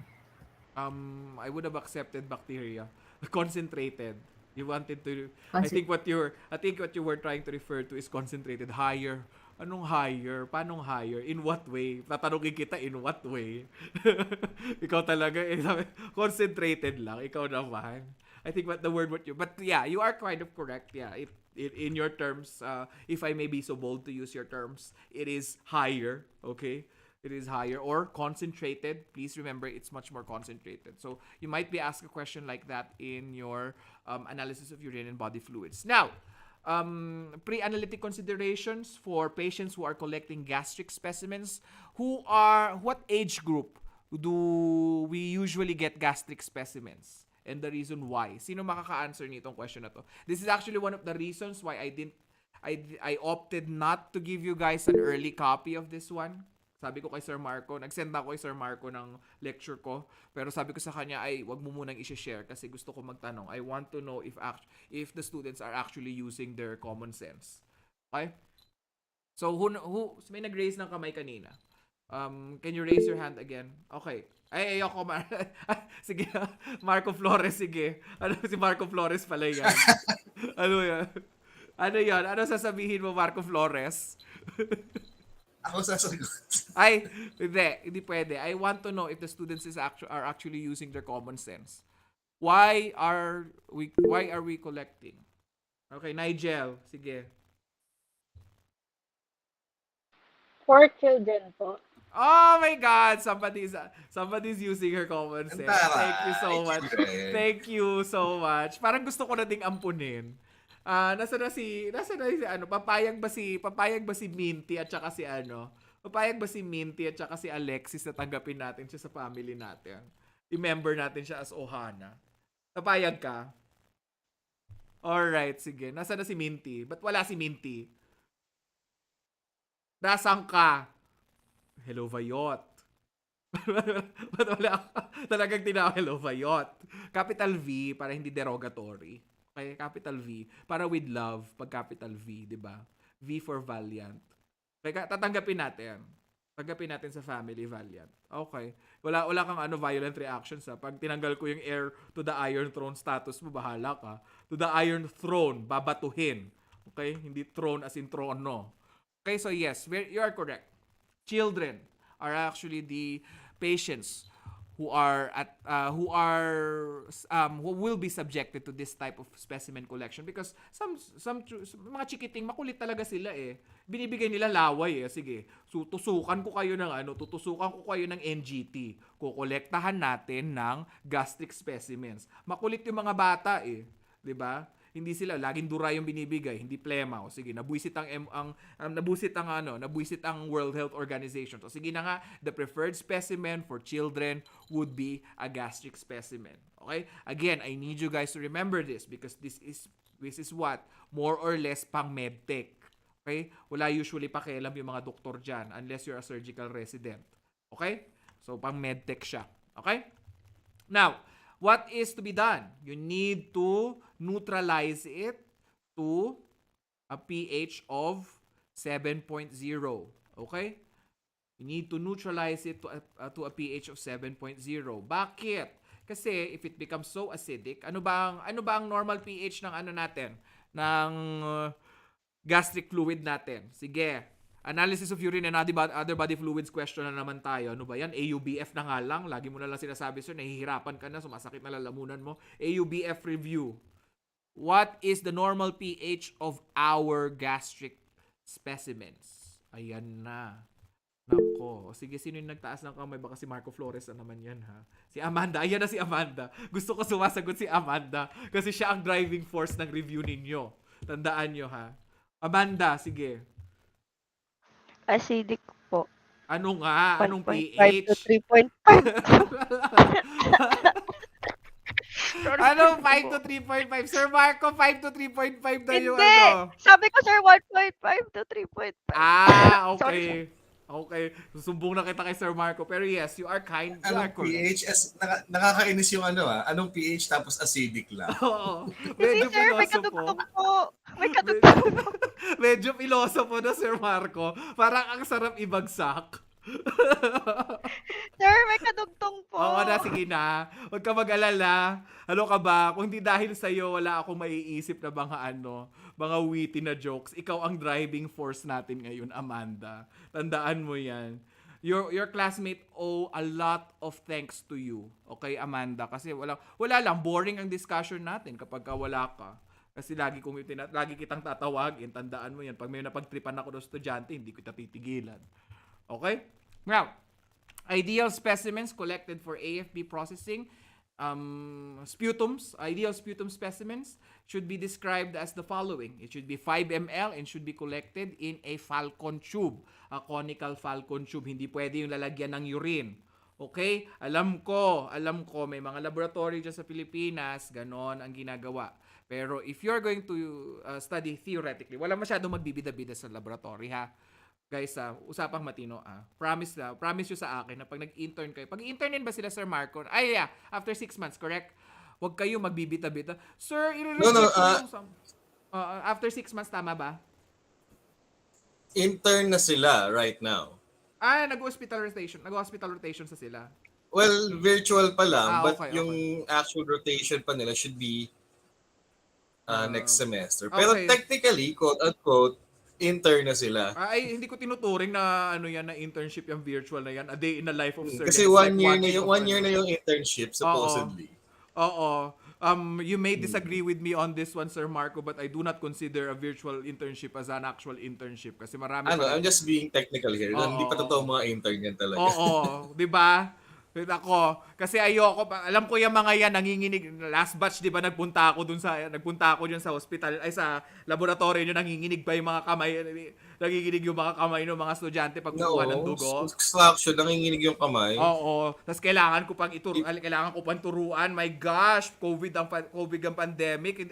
May pandemic doon. Kailangan ko pang hawakan ng kamay para lang matuto ang estudyante. Ayoko ng ganun. I do not consider you guys as still an intern.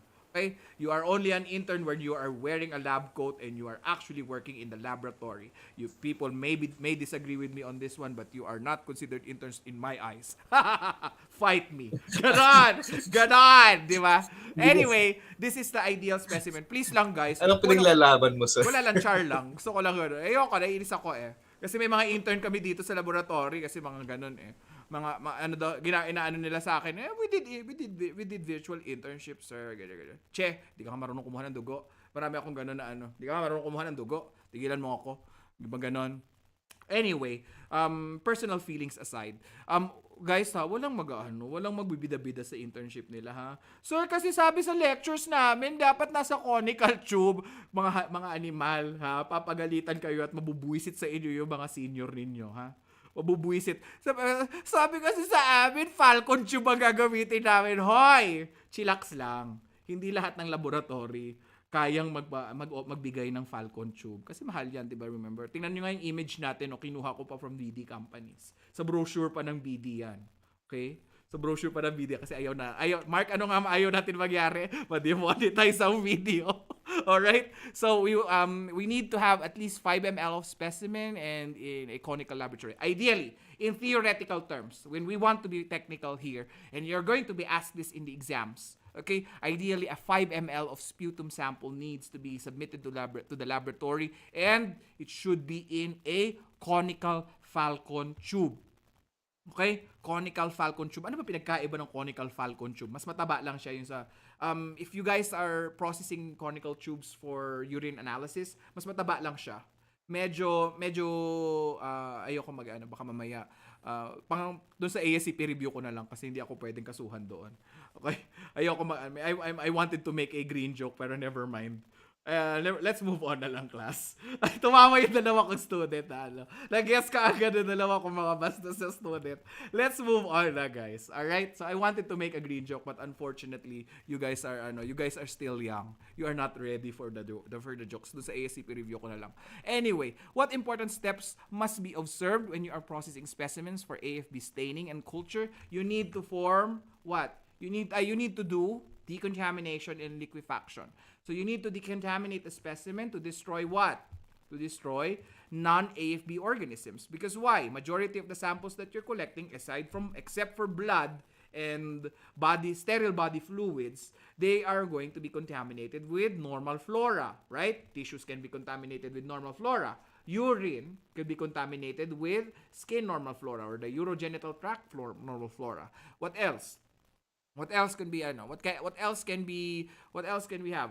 Stool samples is notorious for having a lot of not inhibiting substances, interfering organisms. So we want to perform decontamination to remove non-AFB organisms. We want to select organisms that will be able to resist, or they are non-fastidious in the presence of decontaminating agents, and AFBs are considered to be resistant to certain decontaminating agents. We're going to talk about the decontaminating agents a little bit later on. The next thing that you need to do if you're going to have a sputum specimen, or a mucoid specimen, you need to do liquefaction of the mucus samples. Okay? Mucus samples. So this is the answer to this particular slide. Alright, decontamination, so to destroy non-AFB organisms, to remove mucus that may interfere with the visualization of AFB organisms. Okay, so why? Bakit ba? Look at our background. That's actually not a stained AFB sample. Wala lang, trip ko lang yan. Tapos red. Kasi tingnan mo, kung mucus yan, pwedeng humarang yung mucus.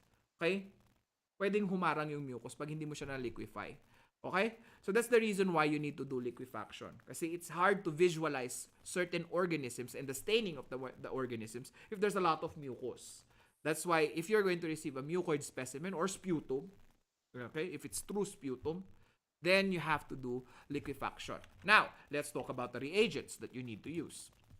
For decontamination, ayan na. So, the reagents that we use, tama yung akala ko may mali doon sa the slideshow. For decontamination, you need to have 5 ml of 4% NaOH and it will increase the pH to 9. So, you need to buffer it. Okay? We'll talk about buffering later. For liquefaction, you need to use a reagent known as N-acetyl levocystine.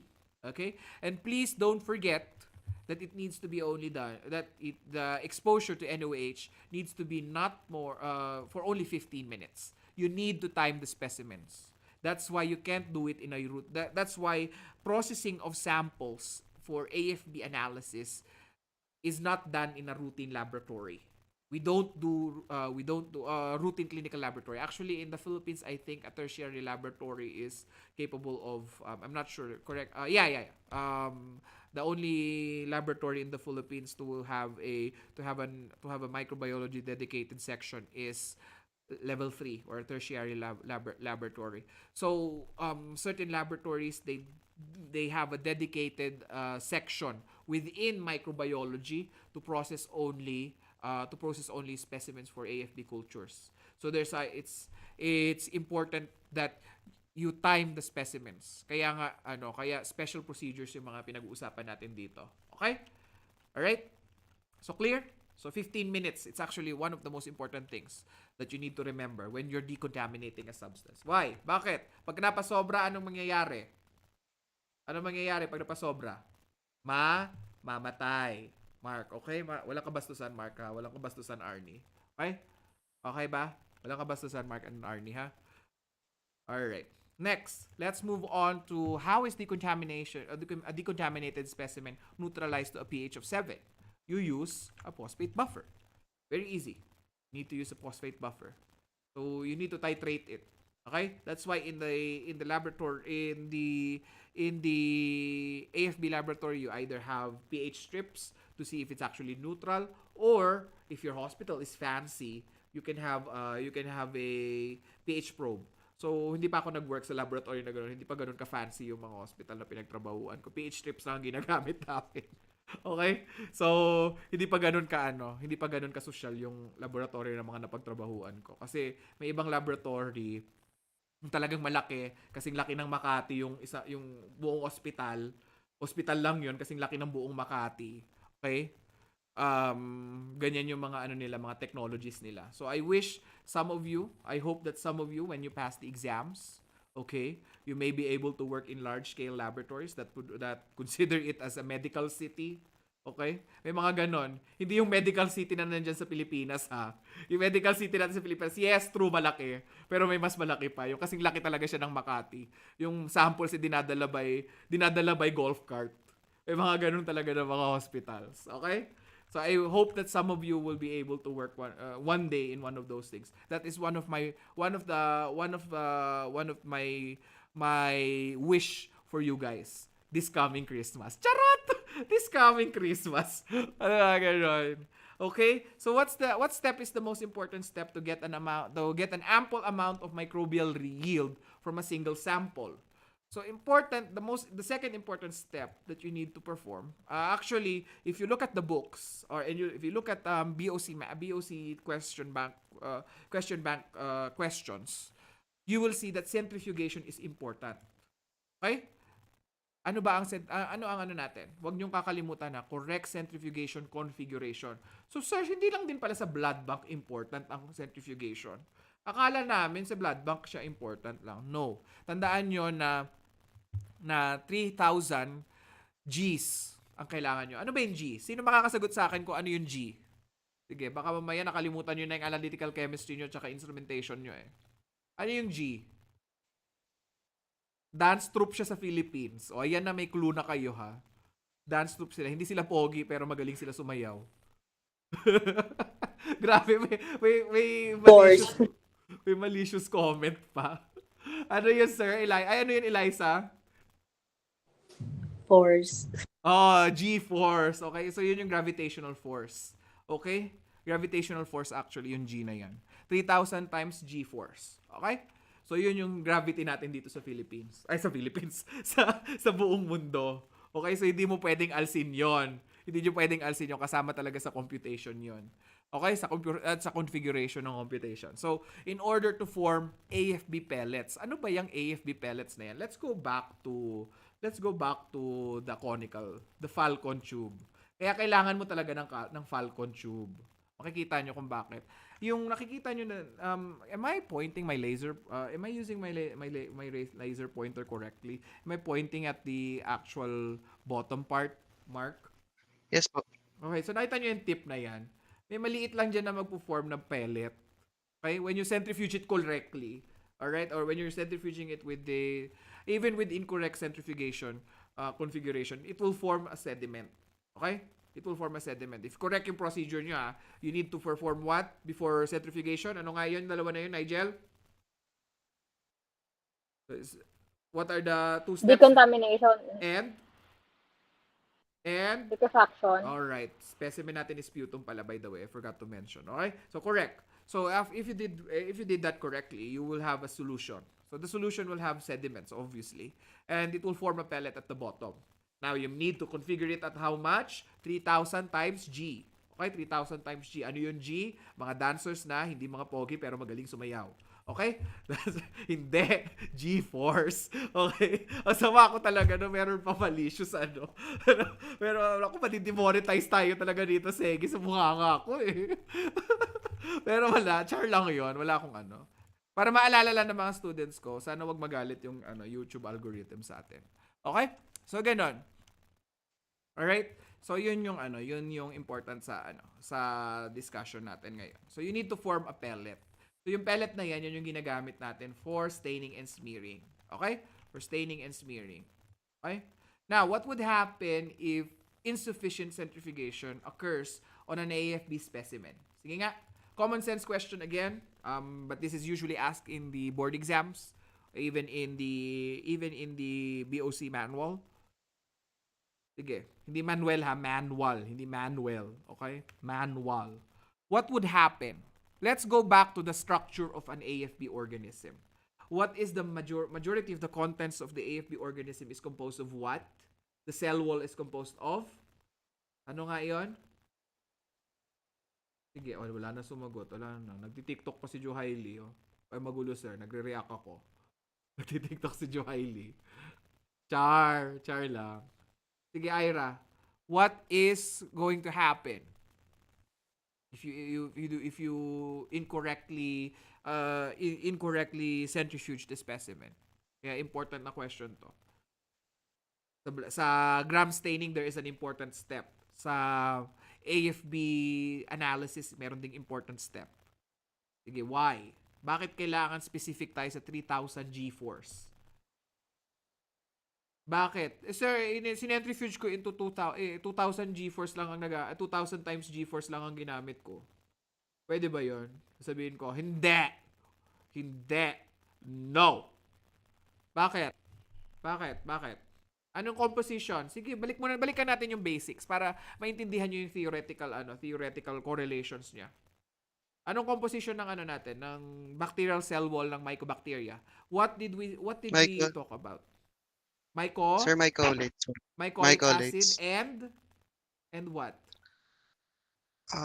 Free lipids. Free lipids. So ano ba nangyayari sa mga lipids when you do ultracentrifugation? Balik tayo sa clinical chemistry. Ano nangyayari? Saan napupunta sa taas yung mas protein? Saan napupunta? Sa taas ba napupunta yung proteinous? Sa baba napupunta yung proteinous? Di ba meron tayong layering? Naalala nyo yung ultracentrifugation, the gold standard for binakala nyo ha? Kala nyo, hindi papasok dito yung sir, grabe pati ba naman clinical chemistry?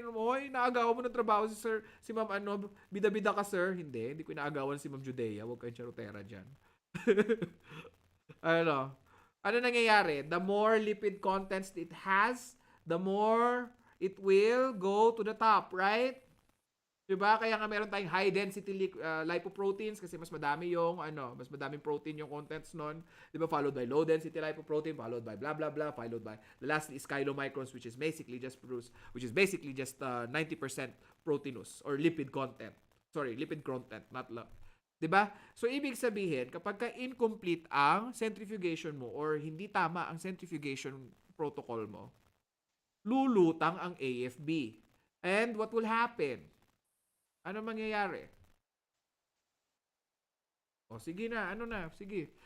Anong next step natin pag nag-centrifuge tayo? For example, ito na yung sinentrifuge specimen ko, yung pang yung pang facial yung skincare routine ko. Sige. Hindi to skin routine ha. Wag kayo talaga students sa puro TikTok kayo ha. Anong gagawin natin? Kunyari na centrifuge ko na siya. Anong next step na gagawin ko? Balik tayo sa urinalysis. Sige, let's simplihan lang natin muna.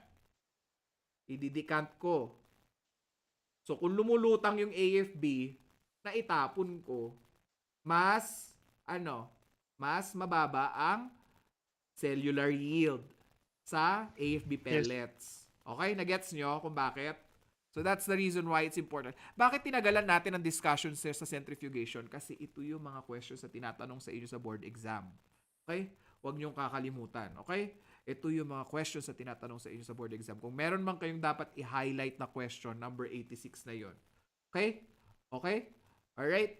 So, kaya tinagalan ko siya kasi dapat kailangan ninyo maalala. Due to the high lipid content, AB organisms will flow and supernatant will be accidentally decontaminated, thus resulting to a lower bacterial yield. And remember, we want to have as much AFB colony forming units kasi matagal ang processing ng AFB. Remember, 6 to 8 weeks 'yan. Kung ang onte, talagang mamamistake natin siya as a slow grower, 'di ba? Rapid grower pala siya, 'di ba? Gets nyo? Okay. So hopefully na-gets niyo. Kaya nagbibigay ako ng importance. So let's remove. This is the summary of what we're going to do. Okay? What we just talked about. Okay? Pour off the supernatant. Pellet will be prepared for AFB staining. If you are going to dilute the specimen, if you're going to do staining, you use the pellet directly. Okay? Sterile, of course. Sterile technique, of course. All right? Please don't forget your sterile technique. And lastly, for AFB culture, you need to dilute it with sterile saline. Okay? Sterile saline ang gamit natin for culture insensitivity. For staining, iba siya. For culture insensitivity, ida-dilute pa natin. Okay? Ay, hindi siya iba. Direct tayo kukuha sa pellet. For culture insensitivity, ida-dilute pa natin with sterile saline solution. Okay? Alright? Bakit na naman, sir? Kasi common sense na naman. Gagamitin natin ang common sense natin. Kasi, why? Kasi, hindi mo madadrag yung organism. Di ba? Kailangan mo siya i-dilute para mas homogenized ang sample mo. Okay? Konti lang. Mga 2 drops lang, actually. There isn't actually a specific, protocol for this one, so huwag kayong mag-alala. All you need to remember is that you need to dilute the pellet if you are going to use it for culture and sensitivity. Alright? Now, let's move on to your next question. For your next question, incubation requirements for AFB cultures. Routinely, what do we do for AFB cultures? How long muna tayo? How long? Sinabi ko kanina, 6 to 8 weeks. Diba? 6 to 8 weeks. Sir, bakit ang tagal? Totoo ba? Akala ko 24 hours lang. Hindi ba matutuyo, sir, yung Lowenstein-Jensen agar? Hindi matutuyo yan. Alam nyo kung bakit? Kasi meron tayong i-incubate nyo siya sa CO2 incubator. And CO2 incubators CO2 incubator have water inside para hindi para it will keep the culture media moist. Okay? So ilan ba ang CO2 requirement or ang atmospheric requirement natin? It's 5 to 10% CO2. All right? And the temperature is at what temperature? AFB cultures. May nabago ba? Or true or false? 37 degrees Celsius? Or room temperature? True. Sige nga. True or false? O, sige, sabi ni Mark Segi, true daw. Sino ang gusto mag-contest kay Mark Segi? Hindi, ayoko. Gusto ko sa laboratory ko 25 degrees Celsius. Ay, hindi. Freezing temperature yun sa akin. Sige. Arnie, ikaw. Do you agree with Mark Segi na dapat 37 degrees Celsius? Ayan na, tinype na ni True din. What about Ira? 37 degrees Celsius din ba ang kailangan natin for AFB cultures? Pwede kang tumango kung nasa work ka. Don't worry. I don't mind. Pwede ganon. 37. Okay, 37. What about my daughter? My daughter? What about you? What's the temperature requirement for AFB cultures? Is it 37? Like okay, 37. Ang taray, hindi ako pinapansin ngayon. Nagtype lang, silent treatment. May inampun kasi ako ng isang anak, si Junakis number 3. Nagtampo sa akin yung heir to the Iron Throne. Okay. Binato kasi ng iron. What about Junakis number 2? Do you agree? It's 37 degrees Celsius? Alright. So let's see. Everybody is in agreement. The consensus is actually correct. 37 degrees Celsius, 6 to 8 weeks, 5 to 10% CO2 atmospheric conditions. Okay?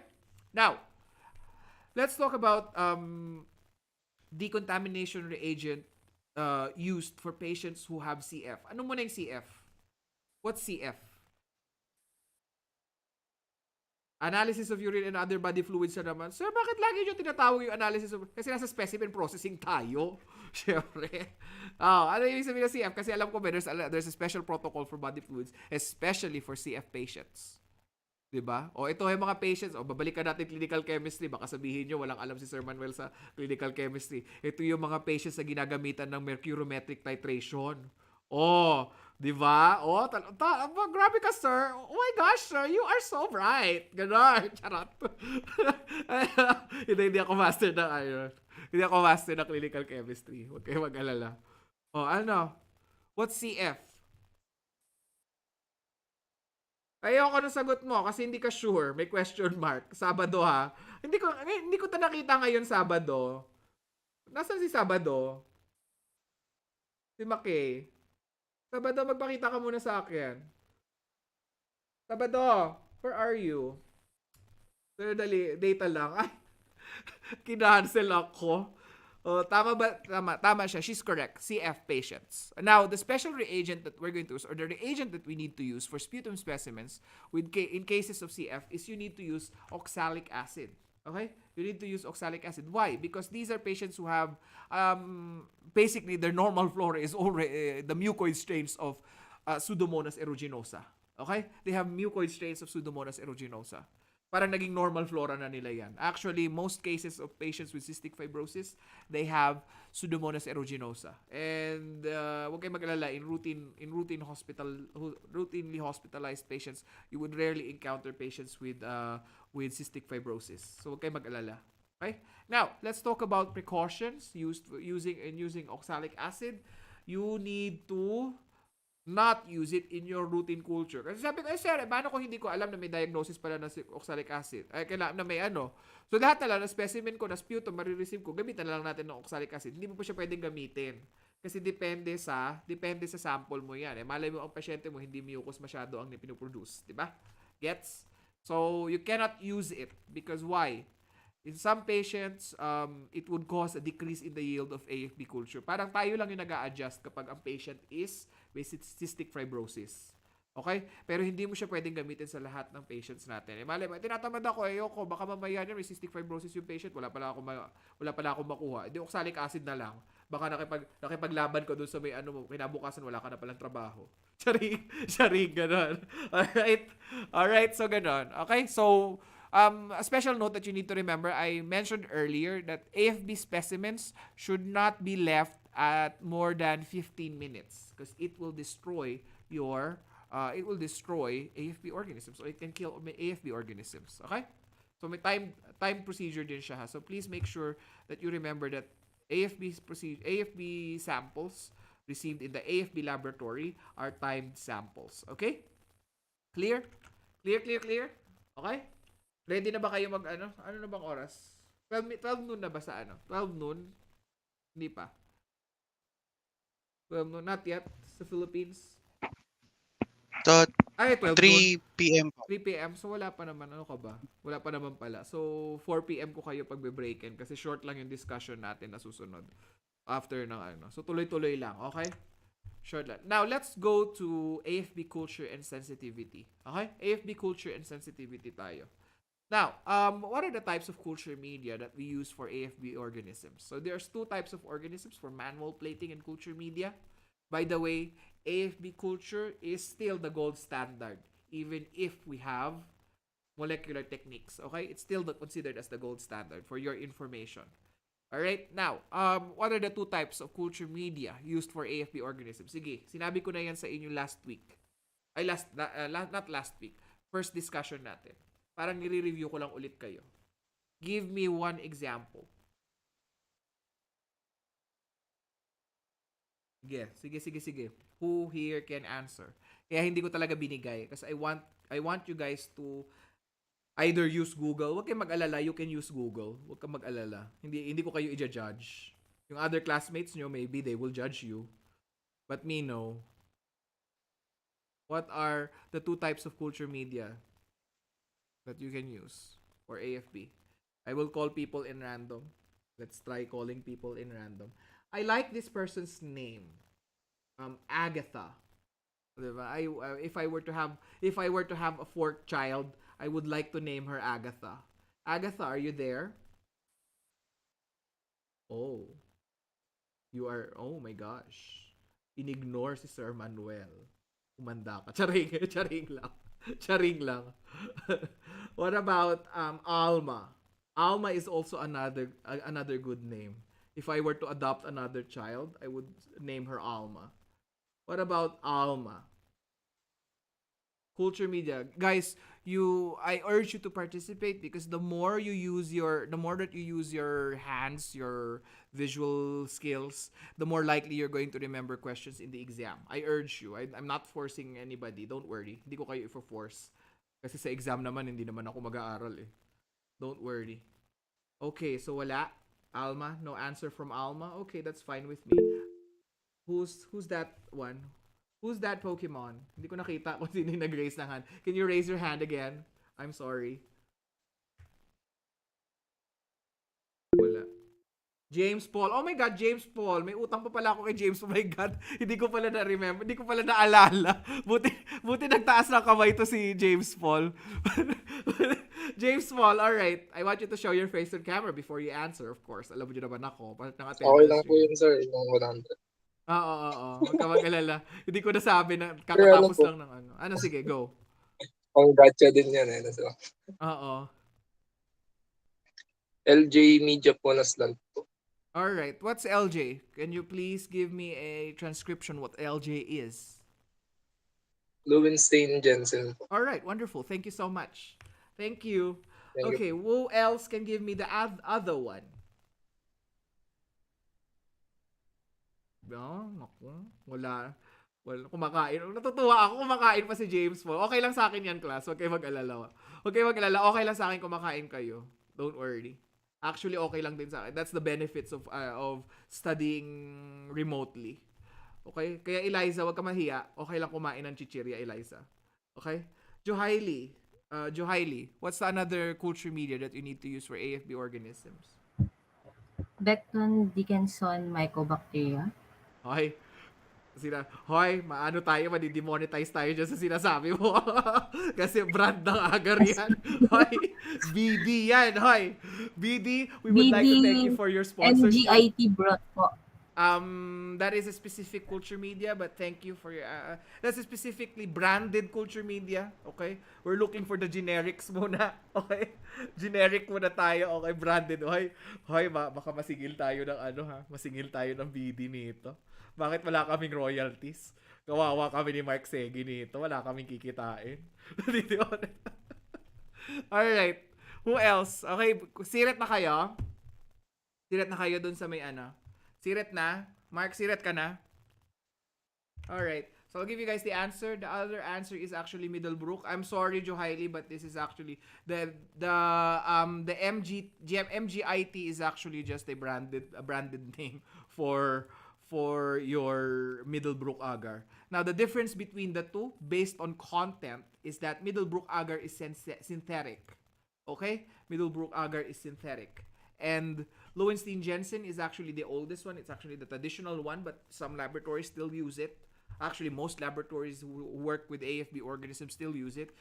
Its composition is egg-based. Okay, the other one is chemical-based. The Middlebrook agar. So please don't forget. Okay, these ones. All with optimal chemical reagents. Egg-based ang Lowenstein Jensen. Okay, so clear? We can move on. Now, let's talk about the two types of culture media based on state. Based on state, which one do you think is liquid? Which one do you think is solid? Or both of them are solid? Maybe, maybe not. Sige nga. Who here will say that LJ is solid? Who here would agree with me that LJ is solid?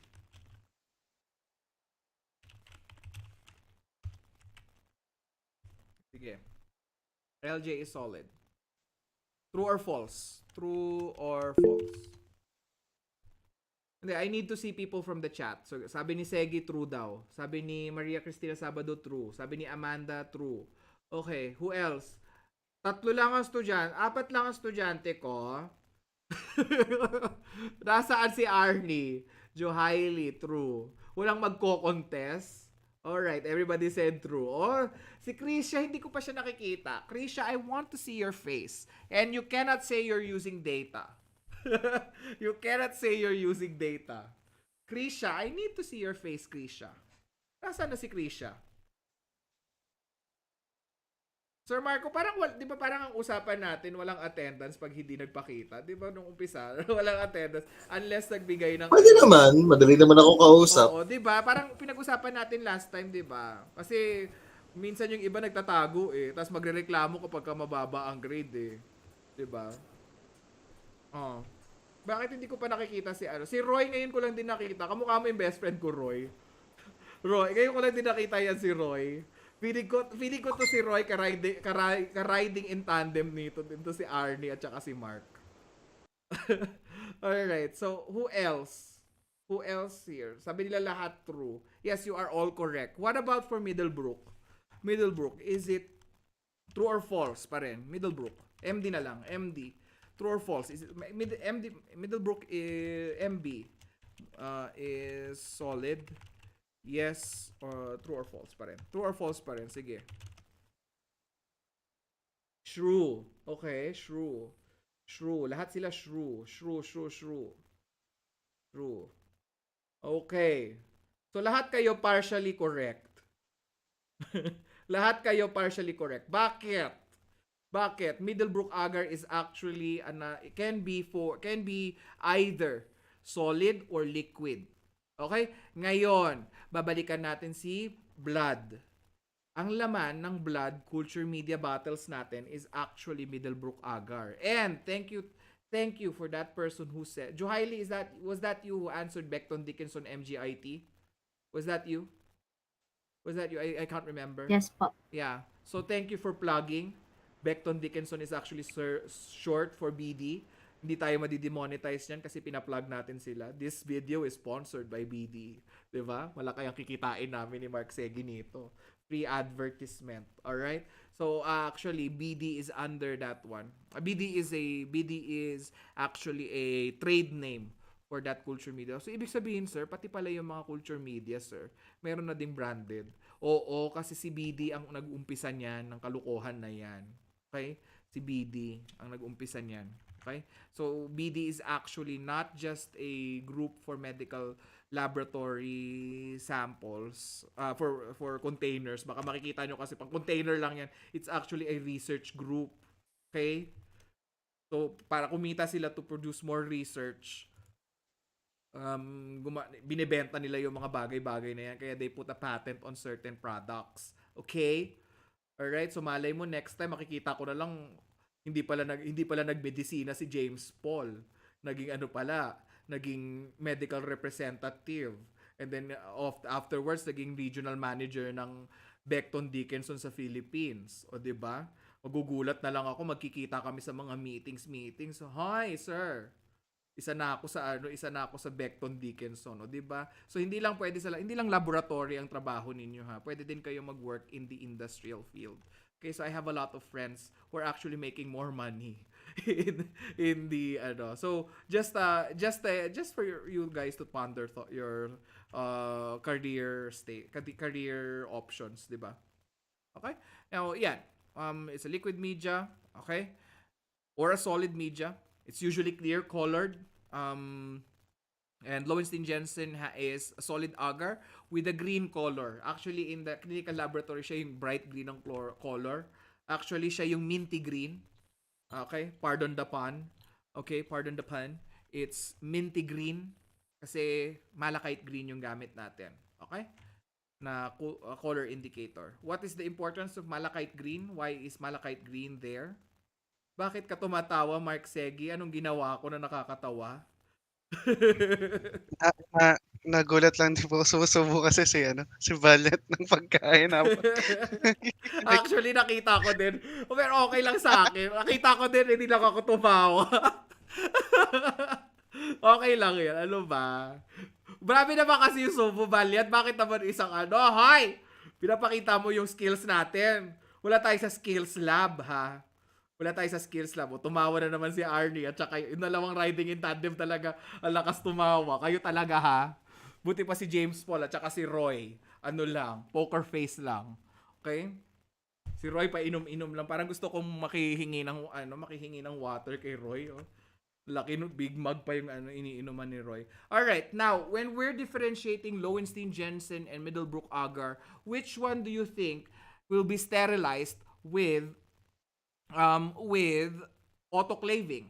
Sige nga. Tandaan natin ang structures nila ha. Tandaan natin ang composition pala. Composition synthetically made, could be liquid, could be agar based. The other one is egg based. Sa tingin nyo, sino doon ang hindi pwedeng i-autoclave? Oh, 'di ba? Kaya ayoko ibigay kanina yung ayokong ibigay yung PowerPoint presentation muna. Kasi gusto ko makita kung sino talaga sa mga students yung critical thinkers. Synthetic Middlebrook agar siya yung pwedeng i-sterilize using autoclaving. That's what you mean? Mark, is that what you mean? Pwede siyang i-autoclave? Yung pwede, yes po. Pwede. Wait. Bakit hindi pwede si So may follow-up questions ako. I have a follow-up question. Bakit hindi pwede si Lowenstein-Jensen? You are correct. Why can't we do that on Lowenstein-Jensen agar? Look at the structure, Ano ulit, the sir? Wait. composition. Ano po ulit po yung tanong? Wait. Which one can we autoclave? Yung ano po, synthetic. Yung, Middlebrook agar. Correct? opo. Tapos, Dahil? wala po siyang ano. Okay. Yung Lowenstein-Jensen po, hindi pwede. Kasi may mawawalang mga nutrients. Masisirang nutrients Specifically dahil sa what? autoclave. Oh, you're getting closer. Sayang, meron ka na mga plus eh. Kung ibang student ang nagsagot, bibigyan kita ng 500. Kasi mahirap Mga protein yung po question. to galing dun sa egg. Sayang, ang dami mo ng plus eh. Kung ibang student ang nagsabi sa akin yun, sayang, magiging poached egg po. Yes! Correct! Hi, somebody is actually, oh my gosh. When I asked this in my last exam, when I did I'm not sure kung si Sir Marco yung professor, everybody was dumbfounded. Bakit hindi pwedeng Akala ko ba lahat ng agar, lahat ng solid media pwedeng i-autoclave? Eh syempre mga bruha, may itlog. Eh dinaluto yung itlog. 'Di ba? Yung LJ niya magiging pinapay Hindi ko yun na maalala kulay green. kasi last time kasi parang wala specific lecture for Mycobacteriology yung sila Adrian, no? Wala ata. Wala, sir. Wala silang ganun, no? So, parang kaila ata yun kay Matulak ata yun na class. Lahat sila dumbfounded. Sir, hi! Yung agar, yung Lowenstein-Jensen, may egg. Eh dinaluto yung egg. Nakakaloka kayo. Lumalabas yung Ilongga accent ko, ha? May Gigigil ako sa potato inyo. flour pa naman yun. Tsaka Oo. Diba? Eh di magiging na-bake. tinapay talaga. Oo. Eh di na-bake. Oo. Diba? Poached egg wrapped in what? Wrapped in bread. O diba? May pita pockets ka na. May pita pockets ka na. Oo. Diba? Diba? Kami lang ni Sir nyo makakagets nun. Okay, gets you na kung bakit hindi pwedeng i-autoclave. So now, my follow-up question is, how will you sterilize Lowenstein-Jensen agar? If you remember, if you go to my previous lectures before, I mentioned it because I know I will be talking about it in this discussion. Ooh, patay tayo dyan. Paano nga ba, sir? Ayun, may nakaalala, nakakaiyak. May nakaalala, kahit data lang siya. Nakakaiyak. Alam niyo yun, natutuwa ako talaga kapag kami sumasagot ng tama. Yung binibigla, hindi mo ine-expect na sasagot Sir Marco, no? Pero sasagot pala. 'Di ba? O si Roy nakita namin na binisita ng mother niya. Oh. Nakikinig ka ba? Mother niya ba or father niya? Nakikinig ka ba? Papaluin kita ng tsinelas, Roy, pag hindi ka nakikinig dun sa lecturer, ha? Gagano'n. Alright. Thank you so much, McKay. Alright, so you use inspisation. Okay? So, paano ba ginagawa yung inspisation? Sige nga, class, how do we do inspisation? Okay, how do we do inspisation? We do what? How do we do it? Nako, patay, nakalimutan din nila kung paano ginagawa ang inspisation.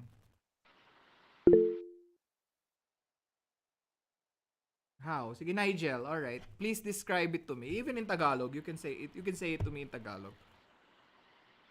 Steroids po using for 2 hours, 3 consecutive days, Mhm. 75 to 85 degrees Celsius. Mhm. Okay. Procedure wise, you're kind of wrong. But it depends actually on the manufacturer. So I'm not going to say you're wrong. Procedure wise kasi it's about 80 to 85%. 80 to 80 degrees Celsius, but it could be different depending on the. But what you need to remember is the one thing that I was looking for is fractional sterilization. So thank you for that one. So if you did not mention fractional sterilization, I would not have accepted your answer. But yeah, you are correct. Okay? So the instrument that we're going to use is of course an inspissator. Alright? So kung meron tayong autoclave for autoclaving, for inspissation, you have an inspissator. Right? Yeah, so kaya ayoko talagang ibigay yung ano kasi gusto ko makita kung talagang sino yung matcha-challenge, Sir Marco. Kaya ayoko ibigay. Gusto ko makita ko sino yung gumagamit talaga ng ano nila, ng noggins nila. Okay? So yan. May idea na tayo. Alright, charing. Charing lang. Alright, now, there are two types of culture media used for general usage. What do you mean for general usage? You mean to say for culturing only, or we can use it for sensitivity, right? So culturing is basically the initial part of culture and sensitivity. You need to do culture and sensitivity on these types of organisms. Pwede ba na gumamit din ako ng Mueller-Hinton agar for Mycobacterium? True or false? Can I use Mueller-Hinton agar? Ayan na naman. Tingnan natin, Sir Marco. Mueller-Hinton agar for MTB sensitivity. True or false?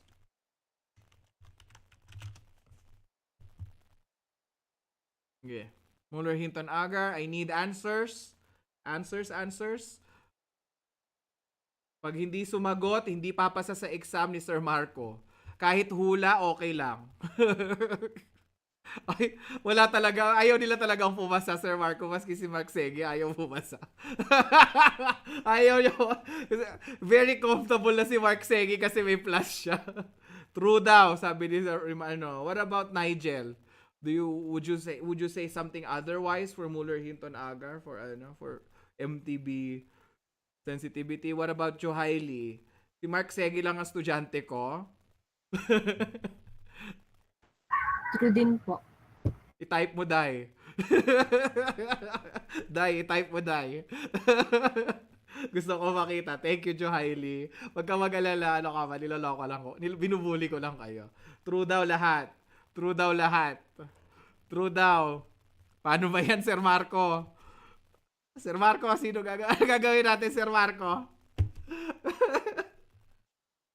Patay tayo. Okay lang yan. Ano ka ba? Hindi ko kayo ginajudge. Ginajudge kayo ni Sir Marco. Hindi ko kayo ginajudge. Kasi sa akin, okay lang kayo magkamali dito. Okay? Sa exam, huwag kayo magkakamali. So, mali kayo lahat. Okay? False. Okay? Mali kayo lahat. False. Kasi bakit? Middlebrook ang pwede nyong gamitin for susceptibility testing. Okay? Kasi kanina, 'di ba, hindi niyo binabasa kasi ang clear colored siya. So anong klaseng type of sensitivity testing ang gagawin natin? Agar based ba or turbidity based? Oh, sige. Agar. Agar based? Sure ka dong? Sure ka dong? Usually lang po kasi. Natawa si Nigel ng Bisaya. Good ako na lumalabas. Good ang pagka-Bisaya. Ako na-iver na ako sa inyo. Pati yung mga-Ilonggo, ako na-iver na ako sa inyo, ha?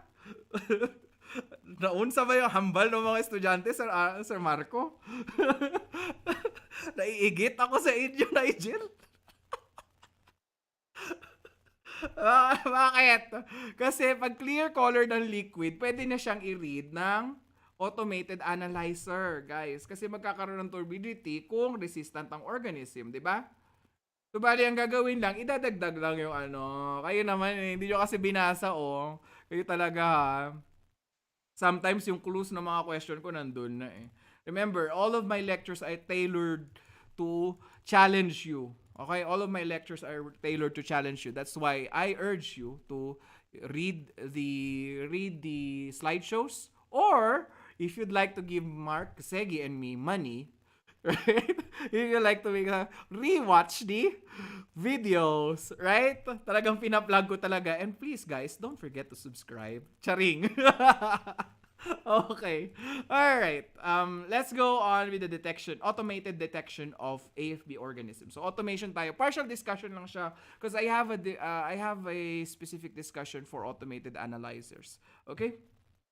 So after ng virology discussion natin, because in clinical laboratory, ito papasok yung brand name, guys. Huwag kayo mag-alala. Johaili, okay? Alam ko representative ka ng BD. Okay? Papasok yung sinabi mong machine kanina. Okay? So, yung machine na ginagamitan nung culture media battle na sinabi na pinlog or na inadvertise kanina ni Johaili, since she is a what do you call this, a representative from Becton Dickinson, is actually the first machine that I'm going to talk about. It's actually the BD Bactec MGIT 960 automated analyzer for AFB organisms. What is this? It is basically the same thing that I showed you guys earlier. Similar to this one. Can you guys see it on the screen? Mark? Nawala, sir.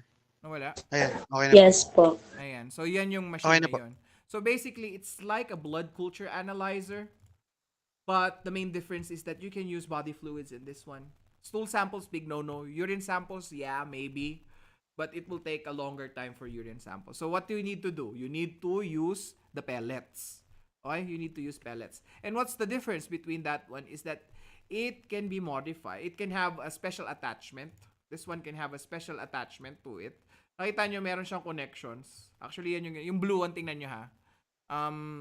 Nakita nyo, meron siyang connection sa dulo. Yung, nakita nyo tinuturuan ng mouse ko, Mark? Yes po. Yung black na dots dyan sa gilid. Actually, yan yung Yes, connection niya para dun sa module 2 niya. Module 2 will use a different machine. It's the same name, MG Bactec MGIT 960 Plus.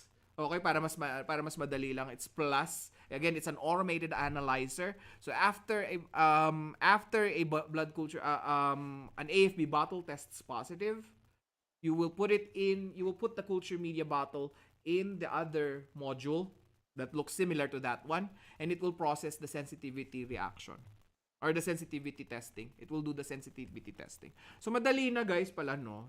Madali na pala siya. Before, we used turbidity testing using the Middlebrook agar. Okay, we use turbidity testing. So talaga pala, sir, ginagawan din pala ng sensitivity testing. Oo, syempre, hindi ka bibigyan ng gamot nang wala kang sensitivity testing, bruha ka, hindi matigbak ang mga pasyente mo, 'di ba? Nakakaloka, Nigel, 'di ba? Lumalabas ang pagka-Bisaya, ang pagka-Ilongga ko dito sa mga kahit hindi ako Ilongga, 'di ba? Hindi man ako Ilongga, pero lumalabas talaga, nakaloka ka na daw hangag ka. Gagamitin mo blood culture battle diyan sa may Bactic BD na pinopromote ni Johaili.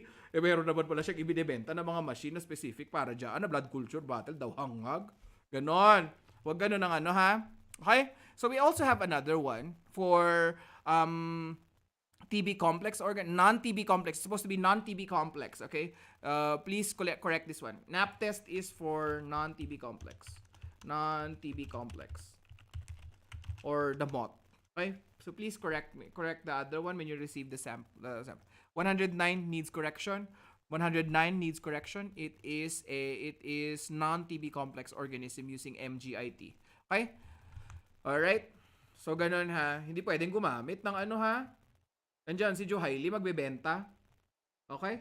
Nandiyan si Johaili magbebenta siya nung bottle na sinasabi niya ha. Yung mga branded bottles from Becton Dickinson. Feeling ko talaga future ni Johaili is magbenta ng mga maging medical representative siya.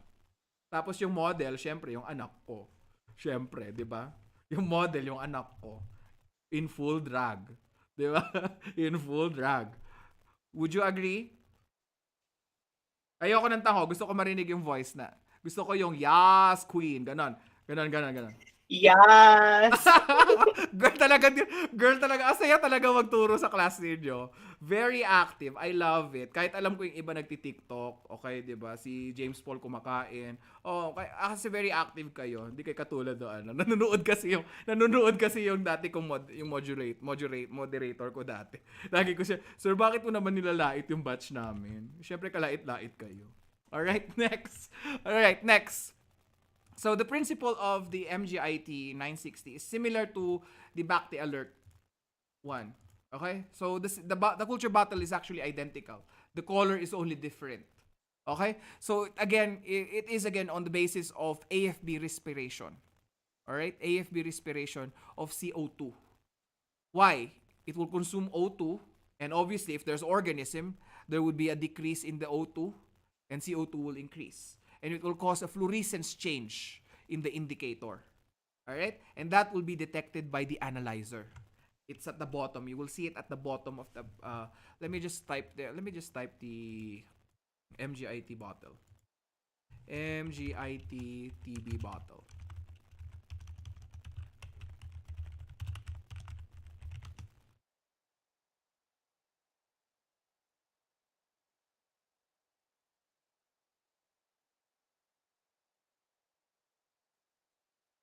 Alright, so parang ganito yung itsura niya. This is an older version. Can you guys see it? Yes, sir.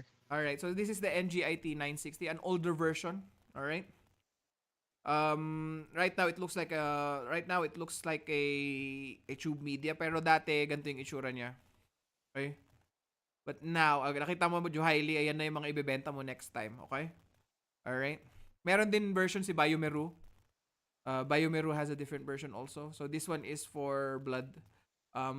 For this one, which one is that one? The red one is for TB culture. Okay? So same principle. Okay? They will have indicators at the bottom. Okay? And it will change color when it tests positive. Okay? So look at the color change. In the case of BD, sorry. Ano ba nangyari? In the case of BD, fluorescence ang principle niya. Fluorescence assay. Okay? Fluorescence ang madidetect niya. Okay, for Becton Dickinson, it's the acidity. For Becton Dickinson, it's the fluorescence change. For Bacti Alert from Biomeru, okay, if you're going to be siguro sino bang pipiliin nating student? Si Amanda, hindi siya magme-medtech, magwo-work siya as a medical representative from Bacti Alert or Bactech from Biomeru. Ang principle nun is acidity change. Okay? So colorimetry naman siya. So fluorescence ang mini-measure nito kay Becton Dickinson kasi mas sensitive siya. Okay? So clear? All right. Now, let's talk about the culture media bottles. The content of the culture media bottles, as I mentioned before, is Middlebrook, but there is a specific brand name for this one. It's a 12B culture media, liquid culture media. Okay, it's 12B, Middlebrook 12B. Okay? Para hindi nyo makalimutan, BD Bactech MGIT. Okay? Bakit tinuturo mo to, sir? Parang specific siya for machines. In the board exams, especially there in the Philippines, they will ask you certain brands of machines, okay, or manufacturers. I remember in the first in my exam, they asked us about the what do you call this? For urine analyzers, for urinalysis. So I want you guys to be familiarized with the machines that you might be encountering in the hospital. Okay? So wag kayong mag-alala, hindi pa siya nagbabago. Si BD pa rin yung pioneering manufacturer. So if there is another one, I will add it to another lecture, but in 2012 at the year of making this video, this is what we're doing, what we're using in contemporary AFB laboratories. Okay? Now, let's talk about NAP test. Okay? NAP test. How is it different? As I mentioned before, NAP test is used to grow NAP test is used to grow TB complex. It does not grow tubes that are non-tuberculous. So nakita niyo yung sinabi ko kanina. Correction, di ba? May correction. Alright, now, let's talk about AFB staining. Discuss it briefly for me. Who here can discuss the AFB staining principles for me? Sige. Procedure muna tayo. Procedure-wise, who can give it to me? Because why do I need it to... it's a recall flashcard. I don't need to discuss it because I've already talked about it in our previous lecture. But just a recall. I need one student to give me the whole AFB staining procedure. Sige. May kapalit, don't worry. Mamaya namin pag-uusapan ni Sir Marco. Whole AFB staining procedure. Wala, talagang hindi nila pinapansin yung camera nila. Ayaw tumingin sa camera, oh.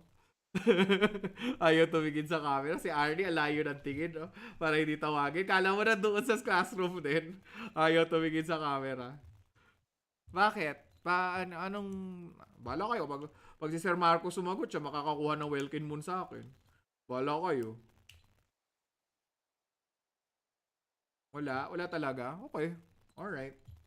So, ako na lang. Okay. So, you use carbofuscin. Next is acid decolorizer. Next is your potassium permanganate stain. It could either be malachite green or it could be methylene blue. There are two types of staining procedures or two methods. We have in the clinical laboratory right now, in most contemporary clinical laboratories, we use the cold method. What is the term used for the cold method? Nigel, I know you have an idea. Kala mo ha? Yun method po. Yun method. Alright. Alam ko nahihiya ka lang kasi ayaw mo magbida-bida. Huwag ka mag-alala. Mas gusto ko nagbibida-bida dito.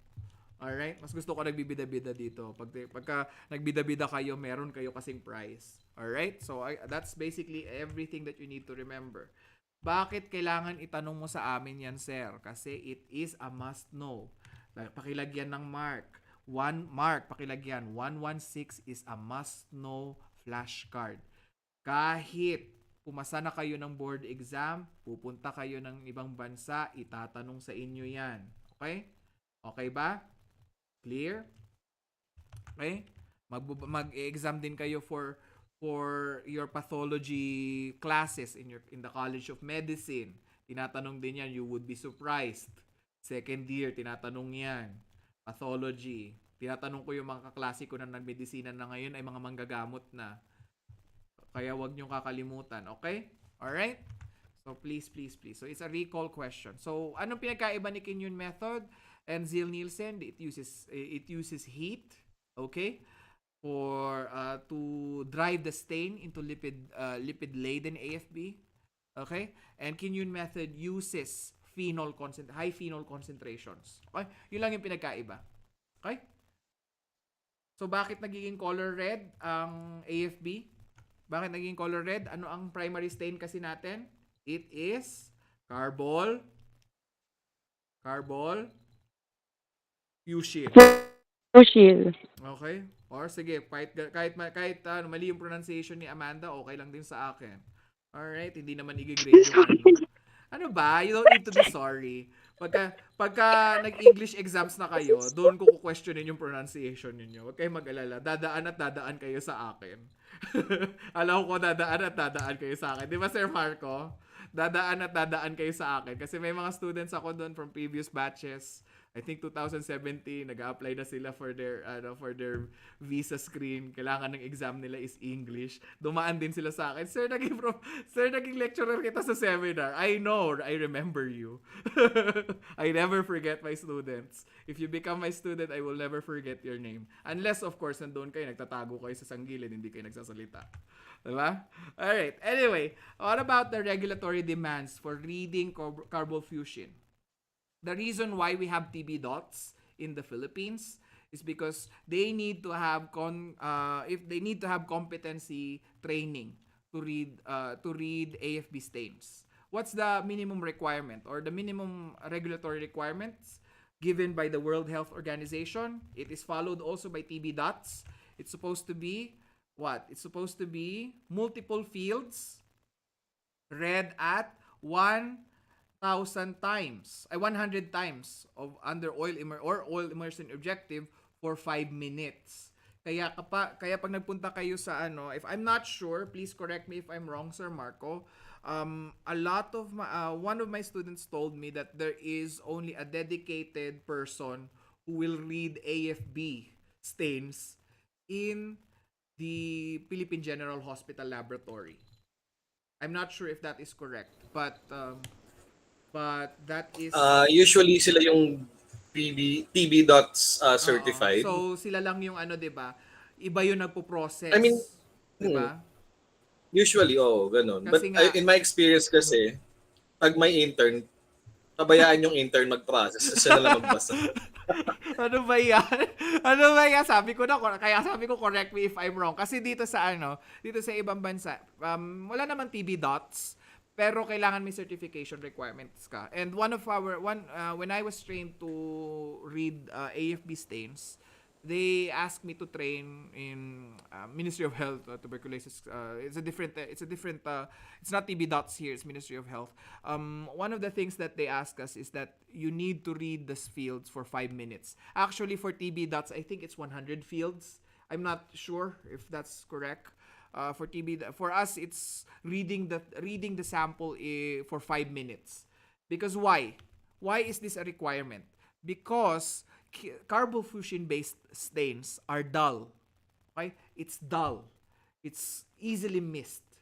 That's why an inexperienced microscopist who has not undergone training might miss it out. Okay? Lalo na yung mga patients na may +1 lang.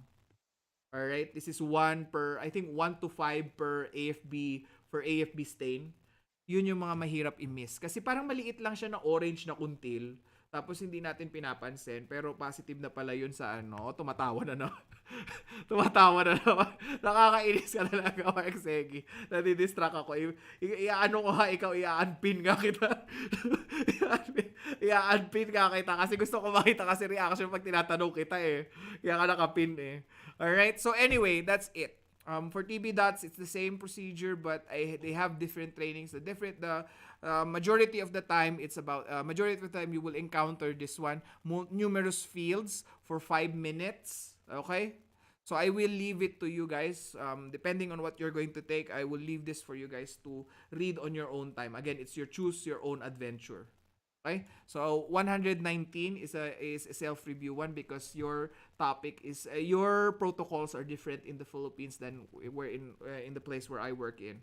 It's been a long time since I worked in the Philippines, so I don't have any idea kasi hindi binibigay yung brochure online. They will give it to you in a pamphlet and you have to attend it. May makikita kayo doon na yung akin kasi is old version na it's a 2011 version, and every time in clinical microbiology certain protocols and certain policies and procedures might be changed. So again, it's your choose your own adventure. So please be updated on this one.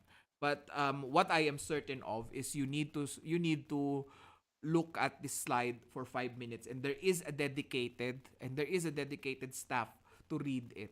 Okay? I know it's a lot. I know it's a lot to read, and I wouldn't want to be that person to be reading that sample. Honestly, imagine mo for 8 hours in the laboratory, you'd be looking at the microscope, looking at AFB samples. My God, I would just die.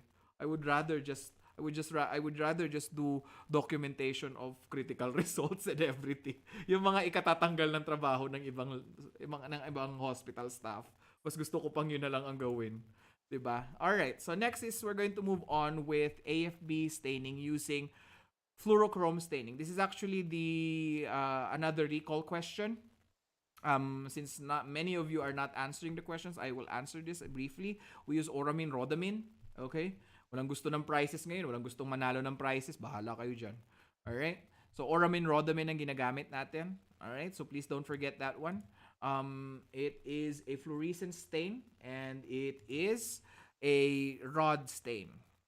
It's a rod stain that will color yellow in a black background because you're using a fluorescence microscope. And this one, the regulatory requirements is just because it's much more sensitive than carbofusion based stains.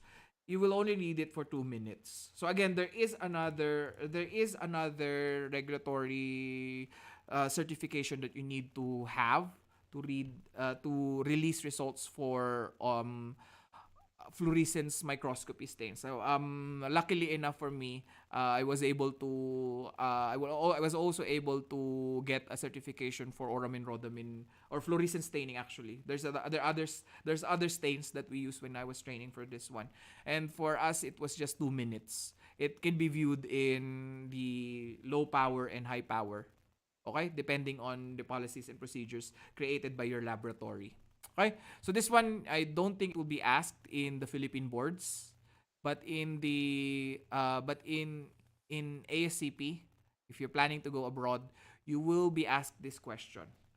Okay? Now, note also that Zell Nielsen and Kinuon is still considered as a much more sensitive test, but this one is much more specific. Why? Because it targets the AFB organisms. Sensitive, what do you mean by what's the difference between sensitivity and specificity? Sensitivity is me being able to detect it, right? Specificity is actually detecting if it is actually an AFB organism. Maybe maybe the organism that tested that took up the stain is not actually AFB. Gets what's the difference? You guys get this, you guys gets what gets the difference, get the difference of what AFB sensitivity and sensitivity is, specificity and sensitivity is. I know there is a computation for this one, but in clinical microbiology it's more on qualitative. Okay? Quantitative is going to be left in the discussion for clinical chemistry, especially because there's a lot of numerical analytes that you will encounter there. Okay? Now, for qualitative and quantitative studies, the question is if the stain is sensitive, will it be able to detect an organism, right? For specificity, is it truly, 'di ba yung mga word na alam ko makikita, may maririnig ako pagka sinabi ko yung word na truly, gaganyan yung nalagay sa may ita-type nila ganito. Truly, sir. Ayan, ganyan kayo mag-truly. Yung mga ngayon, mga Gen Z. Okay? So truly talaga siya. If it's truly an AFB organism, then we're talking about specificity. We're also talking about the false positives and false negatives when it comes to specificity. All right? Clear? Clear? All right. Let's move on to another thing. Stain morphology. Let's look at MTB for a while. Describe the morphological structure of MTB. I would just like to inform you that this is a question from ACPI. This is taken from para hindi tayo ma-demonetize, Mark Segi ha. We will use this one is from I think this one is from researchgate.edu. The illustrations that you will see. Mycobacterium tuberculosis are long rods that appear to stick together. Okay? That's for MTB. For broth isolates, okay? If you happen to have broth isolates from Middlebrook agar, you will see that they form ropes. See, nakita nyo parang mga tali siya. Alright? So look at the difference. It's much more thicker. Why? Because there is what you call hoard factor. Alright? Hoard factor. It allows the organisms to have the cord factor is basically a molecular structure that was coined as such because it causes mycolic acid bases to form a polymer and it will form a cord essentially. Okay? So that is the reason why it's known as cord factor. It will form a rope. Now, let's move on to the staining morphology of MAC. Ano bang itsura ni Sir Marco kapag ka-in-stain natin? ano bang itsura ni Sir Marco pag hindi si Sir Marco ang tatapunan nyo ng carbofuscin, mga walang hiya kayo pag bumagsak kayo ha. Papasalvage ko talaga pagka binuli nyo si Sir Marco dyan sa Pilipinas ha. I will kill you. Ganon yun. Parang Duterte pa ang voice. Okay? Hindi si Sir Marco ang isi-stain ninyo sa MAC ha. Okay? Ang isi-stain natin sino? Anong ibig sabihin ng Mark? Wala talaga makakabuli dahil bagsak kayo kapag alright? Okay. So, what is the meaning of MAC muna? Review lang muna tayo. Baka mamaya nyaw-nyaw ako ng nyaw-nyaw. Hindi pala alam ni Arnie kung anong ibig sabihin ng MAC. Baka akala niya si ano yun, si Sir Marco talaga. What's Mac? Mycobacterium avium complex. Alright, avium. Kulang lang ng intracellulare but I will accept it. Okay? Thank you so much. Thank you, Arnie. Akala ko ngayon. In fairness, Arnie, my God. Natutuwa ako, Arnie. Kasi hindi ko expect na sasagot ka. Usually tahimik ka or usually sir pass. Diba? Nakakatuwa, Arnie. Nakakataba ng puso. At least may natutunan ka sa akin, Arnie. Diba? Alright, now the appearance of Mycobacterium avium intracellulare complex is that it forms short rods with random clumping. And they are usually seen inside macrophages. Okay? Sir, bakit ganito? Gram stain bang ginamit? Bakit parang gram stain, sir? Hoy, AFB yan. Okay, AFB stain yan. Ganyan lang talaga siya kalala, kadami. Okay? Alright? Huwag kayong charotera ha. Hindi yan AFB. Ay, hindi yan gram stain ha. Nagmukha lang siyang ganyan kasi sobrang dami. Okay? Alright? Clear? So, small clump. So, random clumping. Nakita may clump dito. Minsan nakahiwalay. Tapos makita nyo yung complete difference niya, guys. Kasi pagka tinignan nyo si Mycobacterium tuberculosis, parang dikit-dikit nga siya. Itong sa kanila, parang shy type sila. Magkakalayo sila. 'Di ba? Magkakalayo sila. Unless na lang nandoon sa loob ng cells. Nakita nyo? Parang hindi sila nag-form ng clumps. Okay? Now, let's go to the molecular assays. This is a topic for tuberculosis only and Mycobacterium other than tuberculosis. Okay? So, please don't confuse this with a future lecture that we will have specifically for the molecular assays. But we will talk about FDA cleared DNA analysis for sputum, TB complex DNA. This is going to use another we're going to use Johaili, baka gusto mo mag-apply sa ibang supplier. This is another one. This is the CFID expert. I think these are the same people who made the COVID testing analyzers in the Philippines. If I'm not mistaken, the first one, the name for what do you call this, for COVID analyzers is GenExpert. Okay, this one is CFID expert. Okay, why was it called CFID expert? According to a friend of mine, para madali nyo lang maalala, kasi mukha siyang ulo ng CFID. Ano ba yung CFID? Mga octopus. Kasi mukhang octopus yung ulo niya, yung cover niya mukhang octopus. Baka lang maalala ninyo, 'di ba? And the basis of this one is RT-PCR. All right? What is RT-PCR, class? Baka nakalimutan nyo na yung molecular diagnostics nyo. Baka idagdag kasi na sa ano ninyo. Parang merong kumakalat-kalat na balita na idadagdag na siya sa board exams ninyo. Anong ibig sabihin ng RT-PCR? Valiant, my dear, my Junakis number 1. What is RT-PCR? I want to be as flamboyant as you are. You need to when you're answering your questions, you have to inject your personality because I will not accept your answer. Aside from having the correct answer, I need you to have that minty fresh, talagang inayos yung buhok niya. Hindi pa ako tapos, inayos na talaga yung buhok niya. Nakakaloka ka talaga, Valiant ha. Okay, sige. Alright. It's reverse transcriptase polymerase chain reaction. At aray lang ka sa California. It's reverse transcriptase polymerase chain reaction. Anak talaga kita.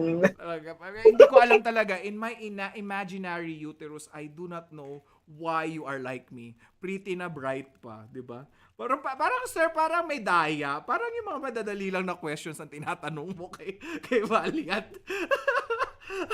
Parang yung kay Nigel at saka yung kay Alexis, madadali. Tsaka kay ay mahihirap. Parang kay Valiant, baka transcribe lang.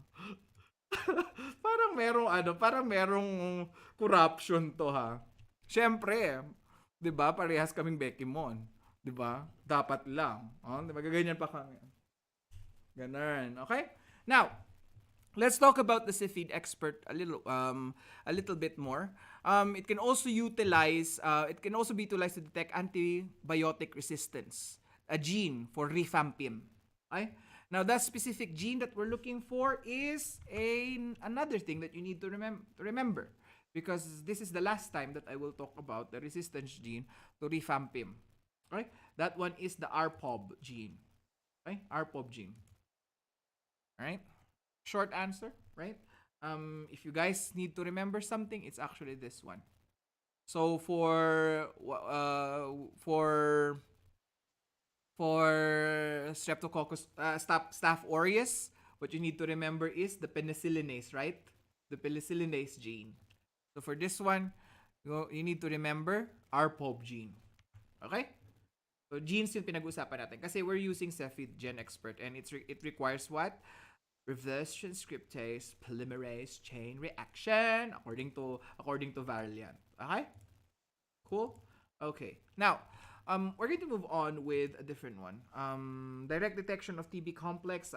This is basically a slide that I just added for you guys. They don't usually ask about the specificity of certain tests, but I just added it here for you guys to review. You may choose to review this. In my exams, I will not ask these questions, but I'm leaving it there because I don't want to miss a specific thing for you guys. Okay, I don't wanna miss a thing. Ganon. Right? So, gusto ko lang ilagay dun sa ilagay ko lang dito sa inyo. Kasi 99% of smears who are actually AFB positive are actually positive when you're using the molecular assays. 75% of negative smears are actually negative when you're using Gen Expert. And, of course, it is a test for diagnosis, not for therapy monitoring. Okay? Never use molecular assays for interpreting. Baka mamaya may mga magdodoktor dito ha. Sasampalin ko kayo. Hindi pwedeng gamitin kasi may mga doktor kami doon sa hindi na namin bibigyan ng mga name. may mga doktor kami talagang ginagamit talaga nila for monitoring cure. And nag-negative naman ng pasyente sa TB complex Bakit? Kasi merong mga RNA residues ang TB complex na naiiwan 6 months after therapy. Okay? 6 months after therapy. So, ibig sabihin, important pa rin na AFB culture ang gagamitin mo. Dahil yung actual organisms, yung mini-measure na, ay yung talagang pinatutubo natin. So, ibig sabihin, kung gumaling talaga ang pasyente sa gamutan, talagang ang mikrobyo ang patutubuin mo. While kung molecular assay ang gagamitin mo, ang dinedetect mo kasi yung gene lang. Now, it is much more specific but it's not sensitive. Remember the difference between sensitivity and specificity, okay? That's the reason why you only use molecular assay for diagnosis. Okay? For diagnosis. Okay? You never use it to monitor your patient's therapy of TB drugs, for TB intake of drugs. Okay? Now, let's move on to, so this basically answers the question. 6 months, TB RNA and DNA residues or nucleic acid residues will remain in the system or the patient's system or patient's sputum 6 months after the initial start of therapy. So baka mamaya misdiagnose yung patient, nag-positive siya. Hoy, bakit hindi pa rin gumagaling si patient ko? Take na siya ng mga gamot. Hindi pa rin siya gumagaling kasi after 4 months, babalik ka for follow-up testing para ma-check kung sumusunod ka sa prescription mo or kung talagang kaya pa ng katawan, kung ang organism na naka-infect sa'yo is resistant to rifampicin.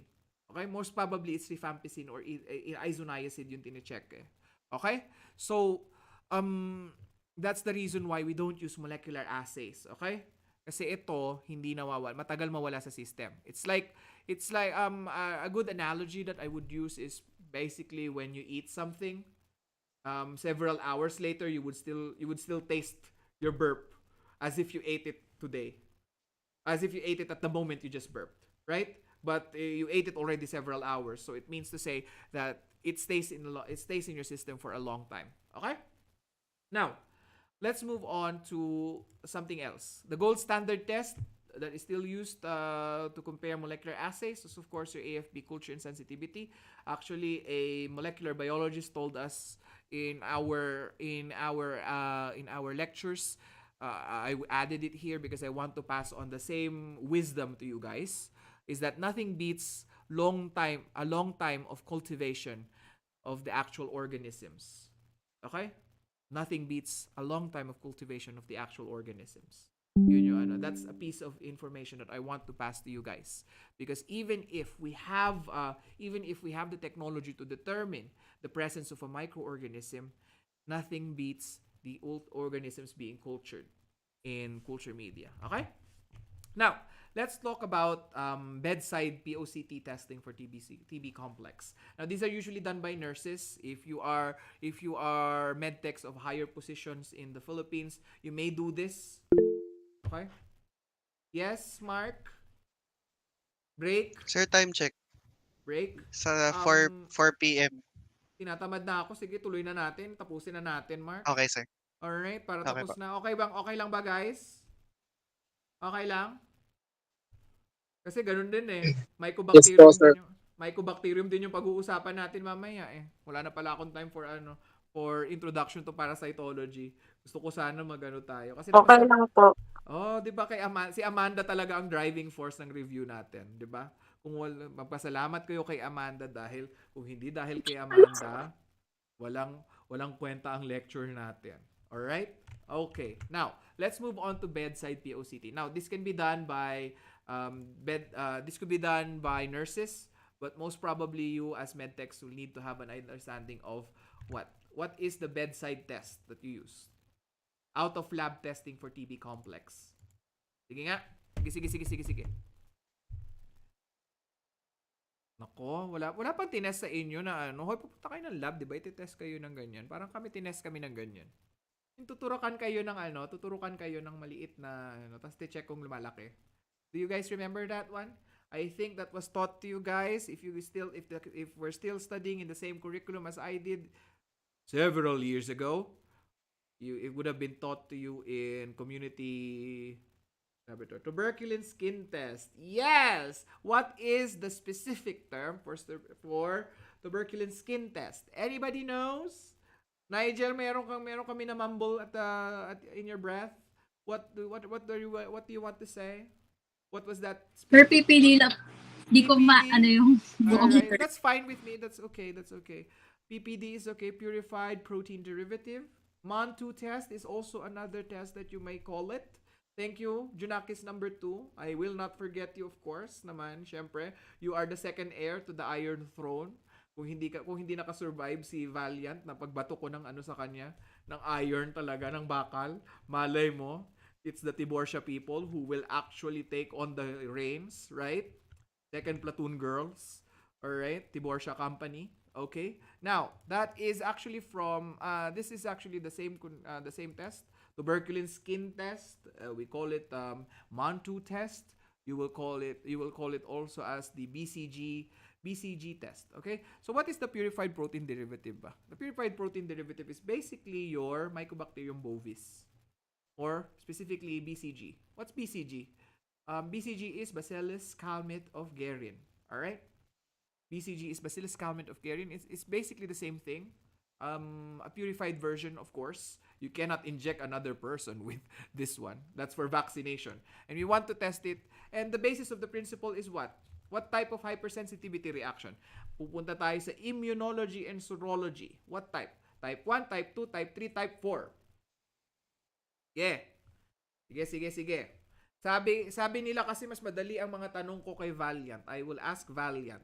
Select which of the following, A, B, C, or D. Type 1, type 2, type 3, type 4. What is the basis of the MON2 test or your purified protein derivative? Don't worry. If you make a mistake, don't worry. I will still love you as a child. Okay? As my child. The heir to the Iron Throne. 1, 2, 3, 4. Immunology and serology question.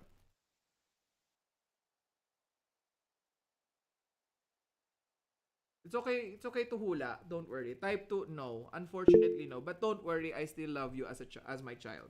Don't worry, you have not lost my confidence in you as a medtech in the future. Maria K. Sabado. Type 4 po. Very good. What is the other name for type 4 hypersensitivity, if you don't mind me asking? Okay. Nakalimutan na. Sorry.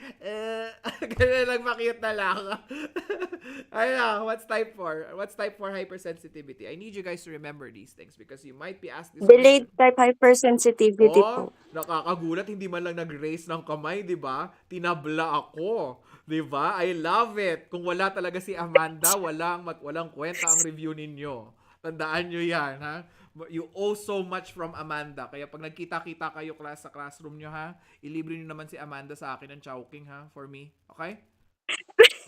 Please lang, ha? Please lang. Okay? Yung mga mananalo ng prizes sa akin. Okay? Alright? Ilibre nyo naman si Amanda for me. Kasi wala talagang kwenta ang lecture ninyo kung wala si Amanda. Kasi wala akong constant na binubuli. Okay? Alright? Alright. Now, let's talk about the clinical basis of the test. It's used to detect latent cure for the TB complex exposure. So basically, when we talk about latent TB cure, it means that you've already been exposed to it. We just want to see if you would test positive. So what is the test? Okay. So sorry, nag-text yung mother ko. Okay. Oh my God, excited na ako. She has good news. Anyway, let's talk about before we talk about the false positive test. What is the basis of type 4 hypersensitivity? It's basically going to see it's a what? It's a cell mediated immune response, and it involves specifically what cells? T or B cells? Nako, nakalimutan na nila. T or B cells?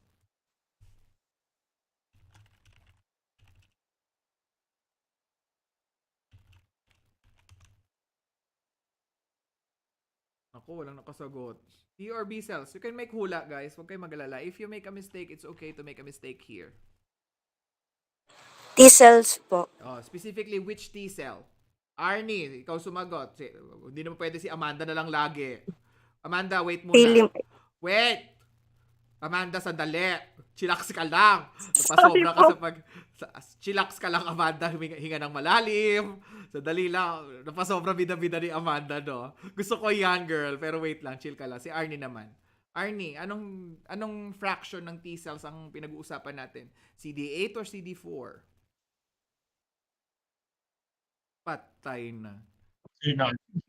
Sige lang, okay lang manghula. Ano ba? CD8 or CD4? 4 po. 4. Tama naman yung hula mo. 'Di ba, Amanda? Tama ba hula niya, Amanda? Kasi nag-raise ka ng kamay, kawawa ka naman. Tama po. Alright. 'Di ba? Amanda, now can you discuss to me?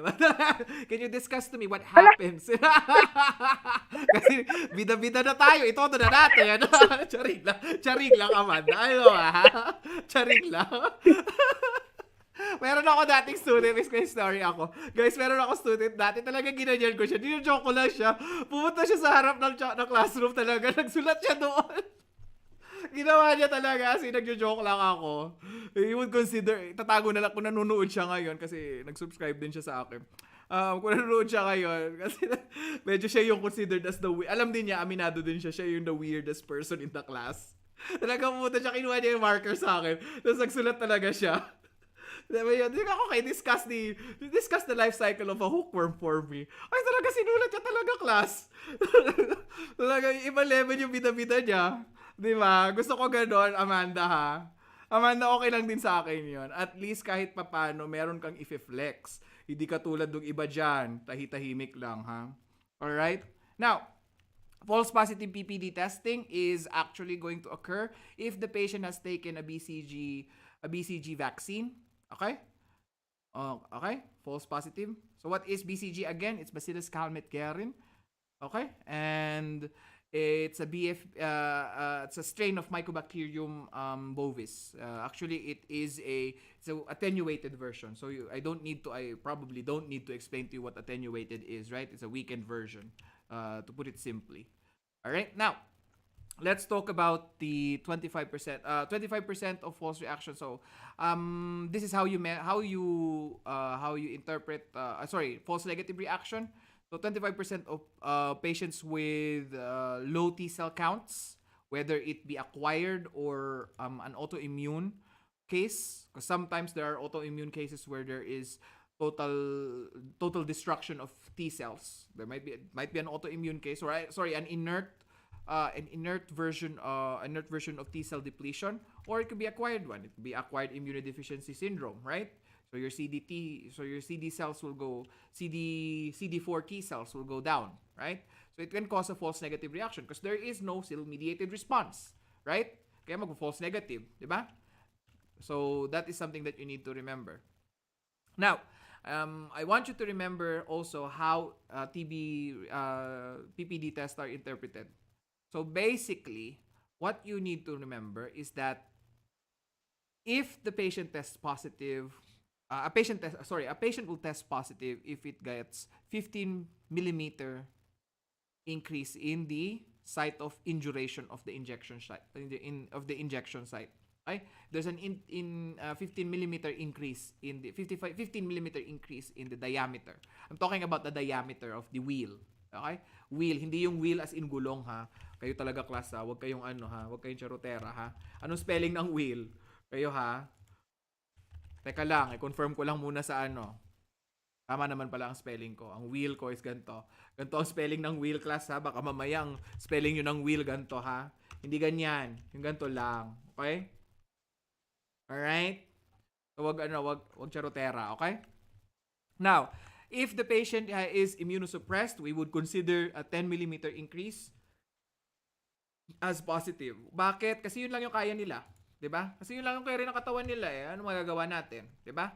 For example, sino yung mga cases ng mga immunosuppressed? Sige nga. Nigel, bigyan mo ako ng 3 people who are immunosuppressed that will test falsely negative if we measure it with if you follow the 15 millimeter measurements. Sige. Hoy, kanina lang kakasabi ko lang sa inyo kanina. Kayo talaga. Immunosuppressed patients, ano ba? Ano ba mga immunosuppressed patients? Yung ina-advocate namin ni Valiant, yun yung mga cases na ganon. AIDS patients po. Oh, di ba? Sino pa? Patients who are elderly, patients who are children, di ba? Or pediatric patients, correct? So, yun yung mga patients na ganon. So, we consider a 10 millimeter increase as positive. Ikaw talaga, nakalimutan mo na, Nigel. Ikaw ha? Alright? Now, let's move on to gamma interferon assays. Ano naman yung gamma interferon assays na yan? So, I'll give you guys a basic understanding of this. So, gamma interferon is ang ginagawa natin is we want to stimulate the gamma interferon release. So, that's the reason why it's considered a cell mitogen assay.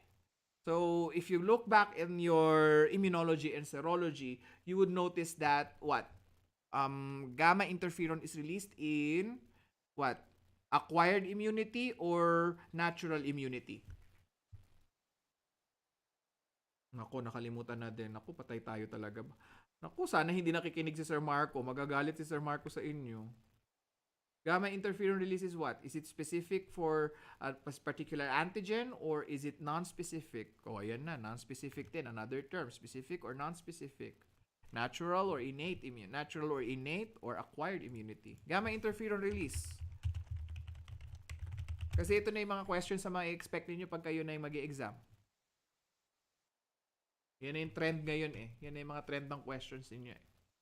Gamma interferon is what? Ay, nakalimutan na nila. Kulas. Ano na nangyari?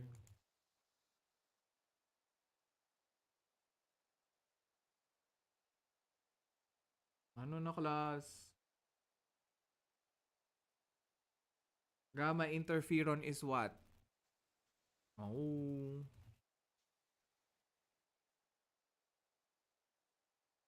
Innate. Ako, nakalimutan nila. Innate and adaptive siya. Okay? So, natural and acquired siya. Okay? So, generalized reaction siya.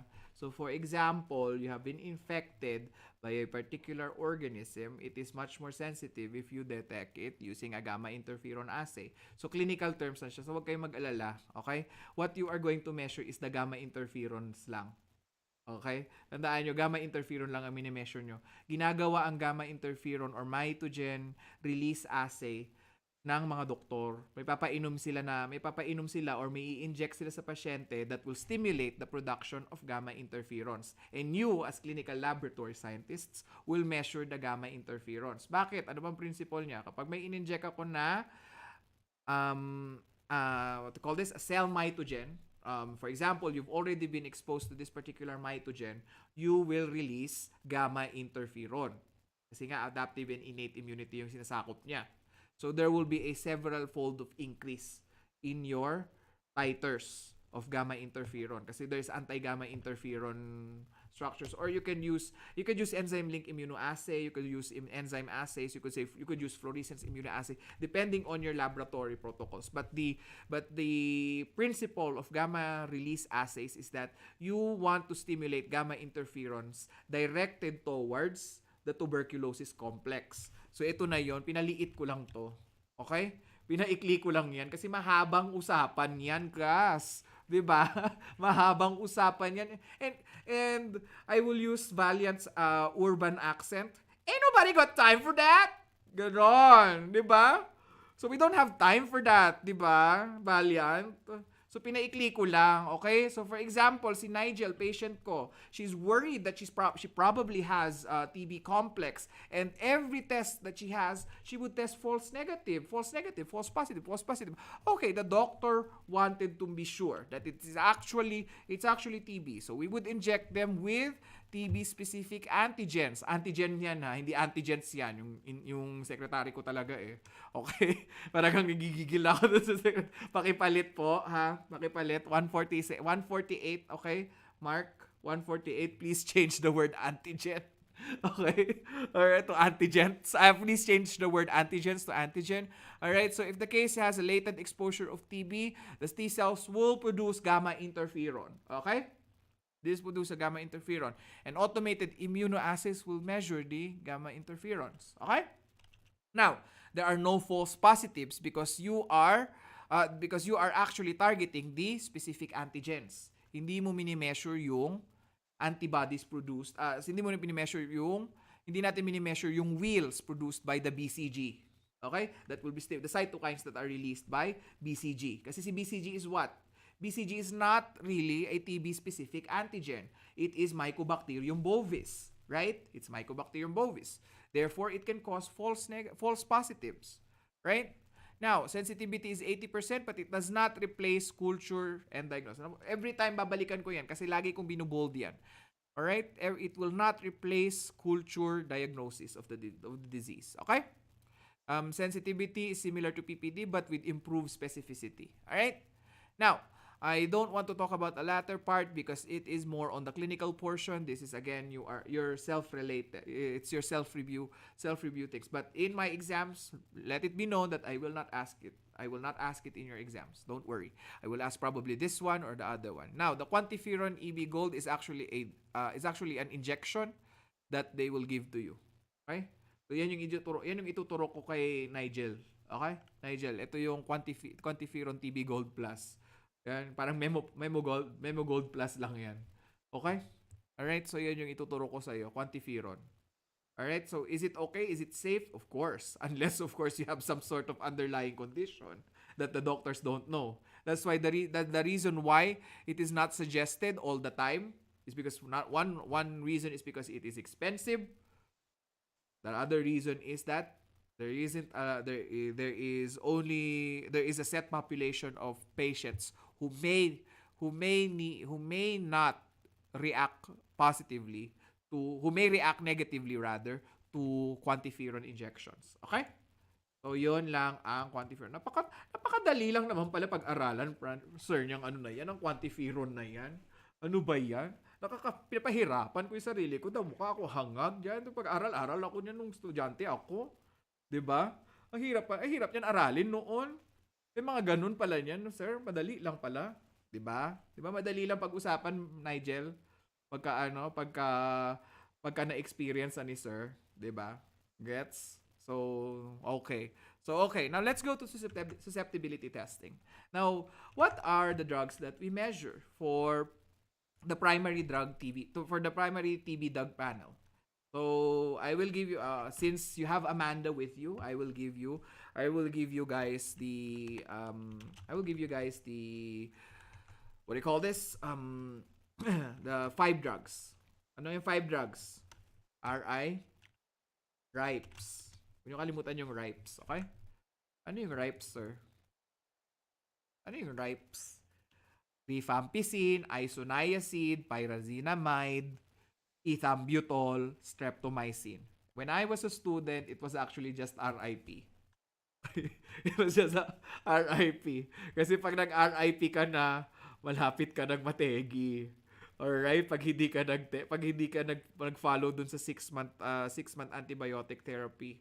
Okay? Because in the Philippines, let's be honest, not a lot of people will have the prescription for 6 months. Okay? Not a lot of people will have it for 6 months. Let's be honest. Okay? Let's be honest. Diba? Diba? So, the reason why we have to do drug monitoring therapy monitoring is because some patients, they would come into the laboratory, they would say that they followed the procedure, and then at the end of the day, they actually have a resistant version or a resistant strain of tuberculosis, because this one of Mycobacterium tuberculosis, because this drugs in front of you, all right, in front of you right now, is your first line of defense. The next ones that you're going to see is the second line of defense, which is what? Ano na naman, sir, ang ano natin? Ano naman, sir, ang ano natin? Walang kabastusan, walang malis to, ha? If there one or more drugs, wag kayong wag bubungis-ngis si Arnie at saka si Mark, ha? Wag kang walang bubungis-ngis, ha? Valiant, ikaw din, ha? Alright? Walang bubungis-ngis. Kasi ang shortcut ko is this one. Okay? Okay? Anong shortcut ko? Bakit ganyan, sir? Ayan, oh. Okay? Fluoroquinones, amikacin, capreomycin, and kanamycin. Okay? Walang bubungis-gis. Takpan ng bunganga. Walang bubungis-gis. Kasi yan yung shortcut ko talaga. Wala akong ibang maisip eh. Ayokong pahirapan ng sarili ko, di ba? Yan ang shortcut natin. And we will not put it on YouTube. Okay? Kasi baka ma-demonetize tayo, Mark. Wala tayong kikitain. Okay? Baka ma-demonetize tayo. Alright? So, yan. Okay, now, let's talk about the culture media used. I think I asked this from you guys already. Okay? So, culture media used for sensitivity testing is your Bactec MGIT, which is based on what? Yung binibenta ni Juhaili kanina. Ano yon? Ano yung basis niya? Ano yung content niya? Middlebrook 12, right? Middlebrook 12. And it contains anti-TB antibiotics. And the automated analyzer will detect what? Will detect turbidity. Okay? It will detect turbidity. So, tube-based ang sensitivity testing. Okay? Alam ko, Mark, inaantok ka na. I'm sorry, but we have to finish it. Okay? Lipid 7H 12H medium containing anti-TB drugs, antibiotic drugs, tested in automated MGIT machines. Basically, this is just your Middlebrook 12. Okay? Bakit Middlebrook 12? Bakit ko nasabing Middlebrook 12? Kasi lipid H12 siya. Alright? So, it's basically the same thing. It's synonymous to Middlebrook 12. Okay? Clear? Clear? Alright. Now, let's say, for example, patient tested positive for TB culture. After therapy, what do we do? What do we do after testing if the patient is actually tested positive? Obviously, what you're going to do is retest the isolate. Maybe the isolate is resistant, right? That's what we do. We retest the organism if there is actually. So what do we do? What do we do when we want to test for drug resistance? And what antibiotics do we test for drug resistance? Isoniazid and rifampicin. And what is the gene that we use, that we detect for rifampicin resistance? Nakalimutan na naman nila. Huwag nyo nakalimutan, klase, RPOB. Okay? Okay? Tas clear, di ba? Parang pabalik-balik lang yung ano ko. Kasi gusto ko nare-recall kayo paulit-ulit only. Alright? Para ma-ingrain sa utak natin. Okay? Now, let's talk about tuberculosis. Causative agent of tuberculosis? Anybody? Baka walang sumagot pa rin. Mark, sige, ikaw na. You take the reins. Wala ka masagot, Mark.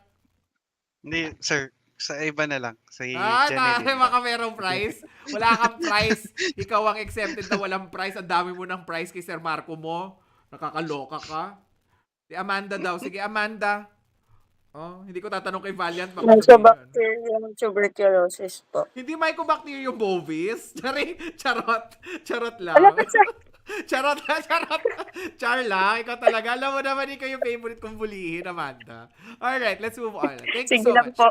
Now, tuberculosis is a primary disease that is basically slowly progressive, and it's a pulmonary disease characterized by cough, weight loss, and blah blah blah. Right? You already know this. Other names for tuberculosis is consumption.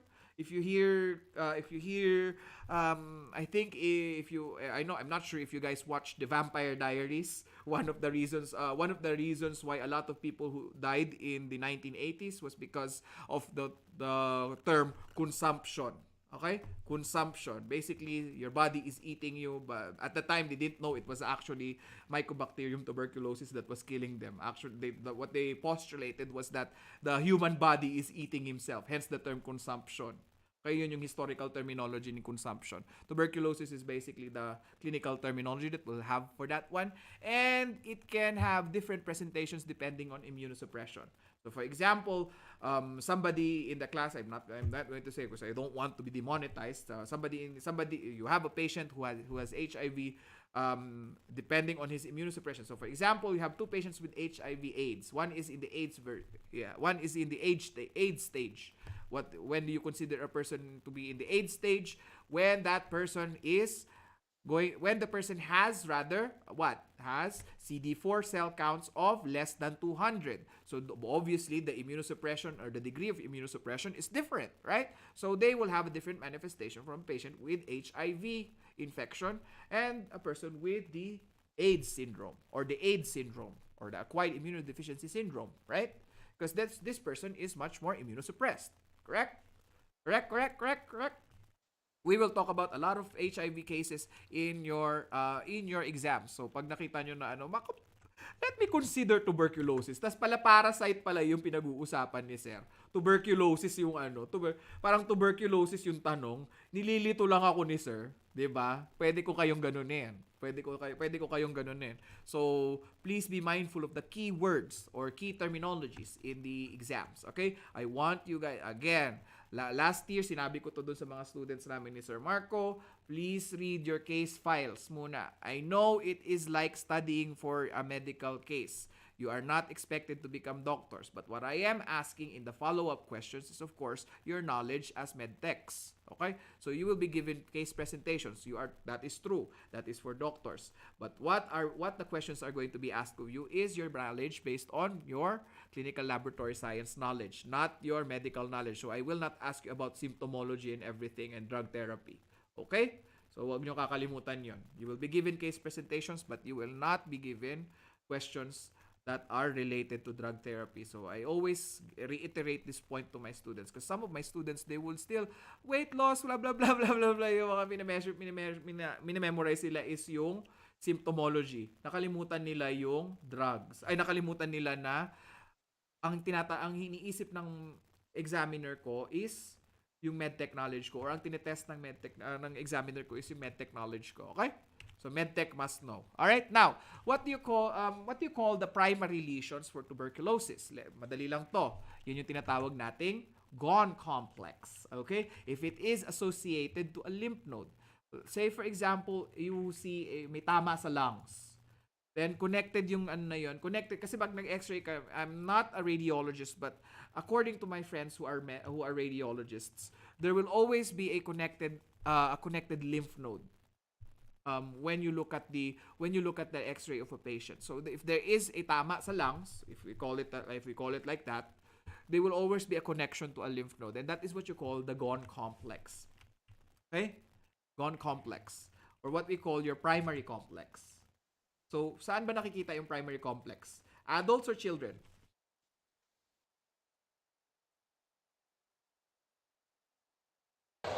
Children po.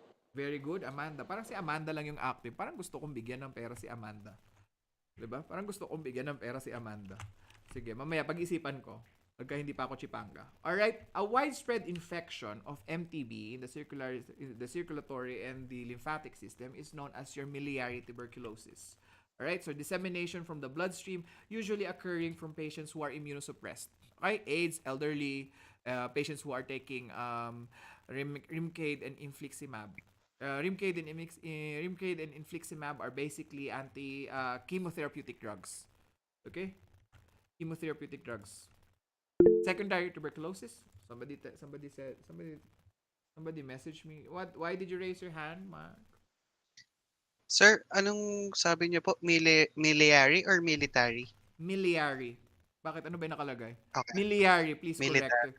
So remember, Okay. I'm not the one preparing the lectures, okay? So kita nyo talagang knowledgeable pala talaga si sir. Alam niyo yung mga mali. So miliary, okay? There are corrections. My secretary right now is not a medtech or a medical a healthcare professional. So I'm sorry if there is a lot of mistakes. Okay? So secondary tuberculosis is most commonly going to affect what age groups? It will affect what? It will affect occurs mostly in adults. Okay, it occurs mostly in adults, and the characteristics is that it is a granulomatous infection, and a florid and a more widely spread than a primary disease. So you would see a Ghon complex or a primary lesion or a primary complex, but in miliary tuberculosis or secondary TB, you would see that there is progression or florid nga, widespread nga. Yung parang kumakalat na talaga siya. Okay? If you look at the biopsies later, we will look at certain biopsies later of patients with tuberculosis. You'll see what I'm talking about later. Alright? Now, the upper lung lobes are usually affected, and there is caseous necrosis or cavitation. Alright? So, I think you are familiar with this. These are histopathology terms. Right? Caseous necrosis, fatty necrosis, like that. Right? You're familiar with that one. Caseous necrosis usually occurs in tuberculosis, and it is pathognomonic for tuberculosis. Okay? So please be mindful of that. Caseous necrosis, if you hear these terminologies. Now, what is the mode of transmission? Sige, tatanungin natin madaling question. Sino ba Amanda, mute ka muna ha. Baka bigla ka sumagot eh. Magbida-bida si Amanda eh. Baka lang hindi. Okay? Opo, sir. Matinong usapan, Amanda muna mamaya na. Kasi alam ko madali para sa ito. Sabi, maning-mani yan, sir. Alam ko na nga yung FACK mo eh. Alam ko, memorize ko na yan. Yun yung second line of drugs eh. Pero hindi ko alam kung anong ibig sabihin ng FACK. CK mo. Ayun. So tanongin ko si Juhaili. Siyempre, medyo tahimik si Juhaili ngayon eh. 'Di ba? Mode of transmission of tuberculosis or the MOT. Through the air po ba? Through the air? Surface ko. Meron bang through the air na mode of transmission? Ano yung pinag-usapan natin sa first discussion natin, Juhaili?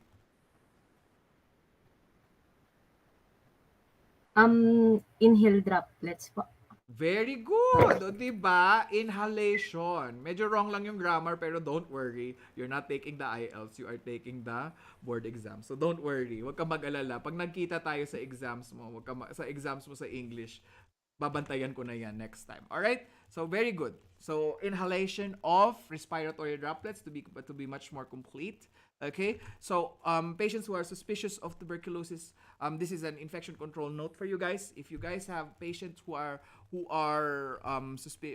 you suspect to be TB cases, you need to these patients need to undergo respiratory isolation. Okay, ano ba yung respiratory isolation na yun? Yun yung tinatawag na idadalhin siya sa may HEPA-filtered room or a room with negative pressure. A room also that has, N95 masks available in the ante-room. Alright? Ano yung ante-room na naman na yan, sir? Yun yung parang meet and greet area. Di ba? Yun yung meet and greet area. Di ba? Hindi ka naman basta papasok sa may, pag nagpunta ka sa may oh my God, pupunta pala ako sa may pupunta ako sa Blackpink concert. Oh my God, na-excite ako. Pupunta ako sa Blackpink concert. My God.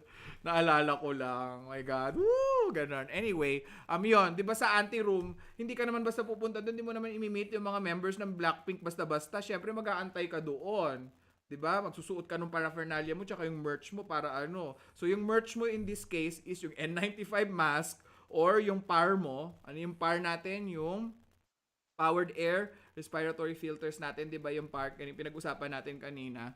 Tsaka yung ano pa, yung face shield mo, what else? Of course, your laboratory gown or your hazmat suit depending on your hospital protocols. And lastly, your gloves, of course, because you're going to collect blood samples or any type of samples from the patient, right?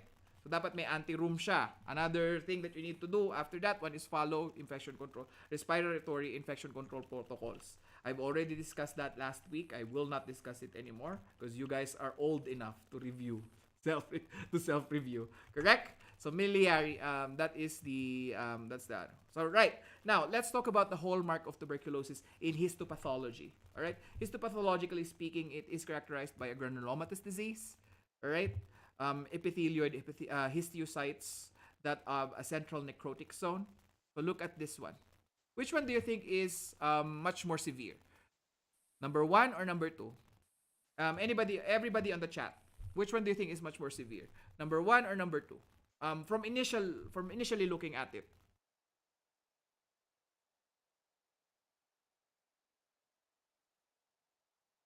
Wala talaga. Walang sumasagot.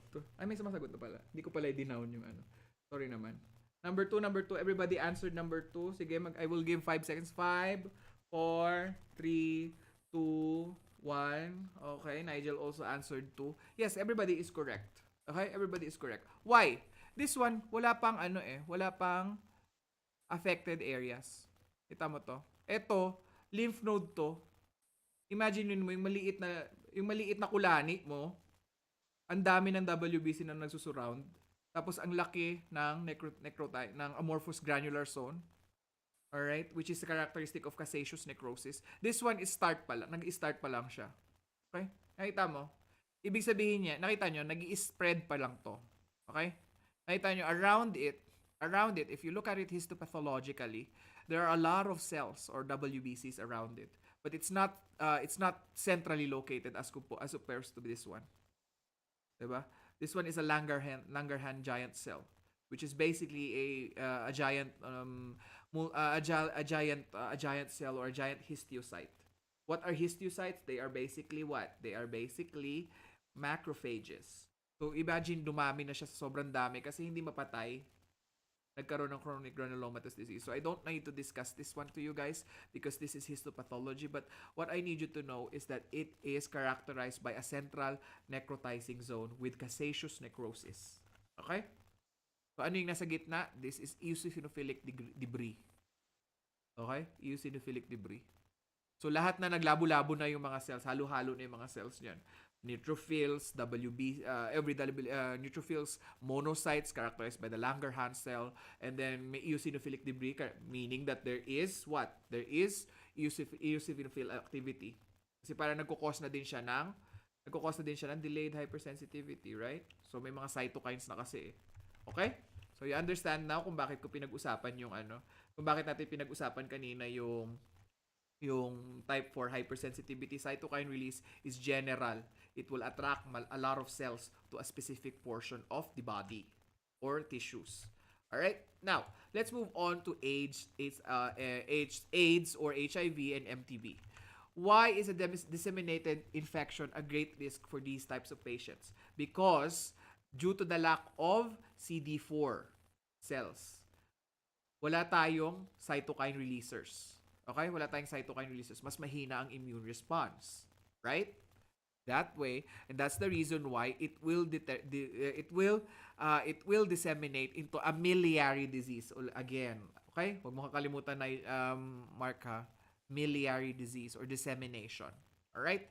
So a secondary infection is basically is a characteristic in patients is a characteristic of the disease with with HIV and AIDS. All right. So granulomas with or without cassations may occur depending on the immune type. Because as I mentioned before, the clinical presentation or the laboratory presentation of the patient is dependent on the immunosuppression of the patient or the degree of immunosuppression. Now, let's move on to common drug resistance trend for HIV/AIDS patient. Obviously, as I mentioned before, it's INH or isoniazid and rifampicin. I've already mentioned this to you guys. Even in normal patients, majority of patients who do not follow the therapeutic requirements for the 6-month therapy will develop isoniazid and rifampicin resistance. Ano nga kasi yung ano nga kasi Amanda yung gene na activate or na nadidetect sa mga MTB organisms that are resistant. Ayan na Amanda, binibigyan na kita. I will leave the floor to you. Ay, biglang lumayas si Amanda. Biglang lumayas si Amanda. Sige, si Nigel na, sige. RPOB po. Alright, rifampicin for rifampicin resistance, okay? Or rifampicin resistance. Now, let's talk about miliary tuberculosis. There is a terminology that you need to remember when the cervical lymph nodes are affected. This is known as the scrofula unilateral lymphadenitis. This is actually what I showed you earlier. Yung kulani mo, yan yun. That is a scrofula. Okay? But it's seen outside the body. Okay? Because your cervical lymph nodes yung affected mo. Saan ba ang cervical lymph nodes mo, Mark Segi? Mark Segi, saan ba? Bruhay, hindi sa cervix mo. Wala kang cervix. Kaya ka lalaki ang tinanong ko eh. Cervical. Saan ang cervical, vertebra mo? Sa liig mo, di ba? Bakit ka naghahanap ng cervix mo? Hoy! Nakakaloka ka. Nakakaloka Sir, sorry po, nawalan akong connection. Okay lang, wag ka mag-alala. Okay? Wag ka mag-alala. I still love you as a student. Okay? Walang plutonic. Okay? Walang ganon. Alright?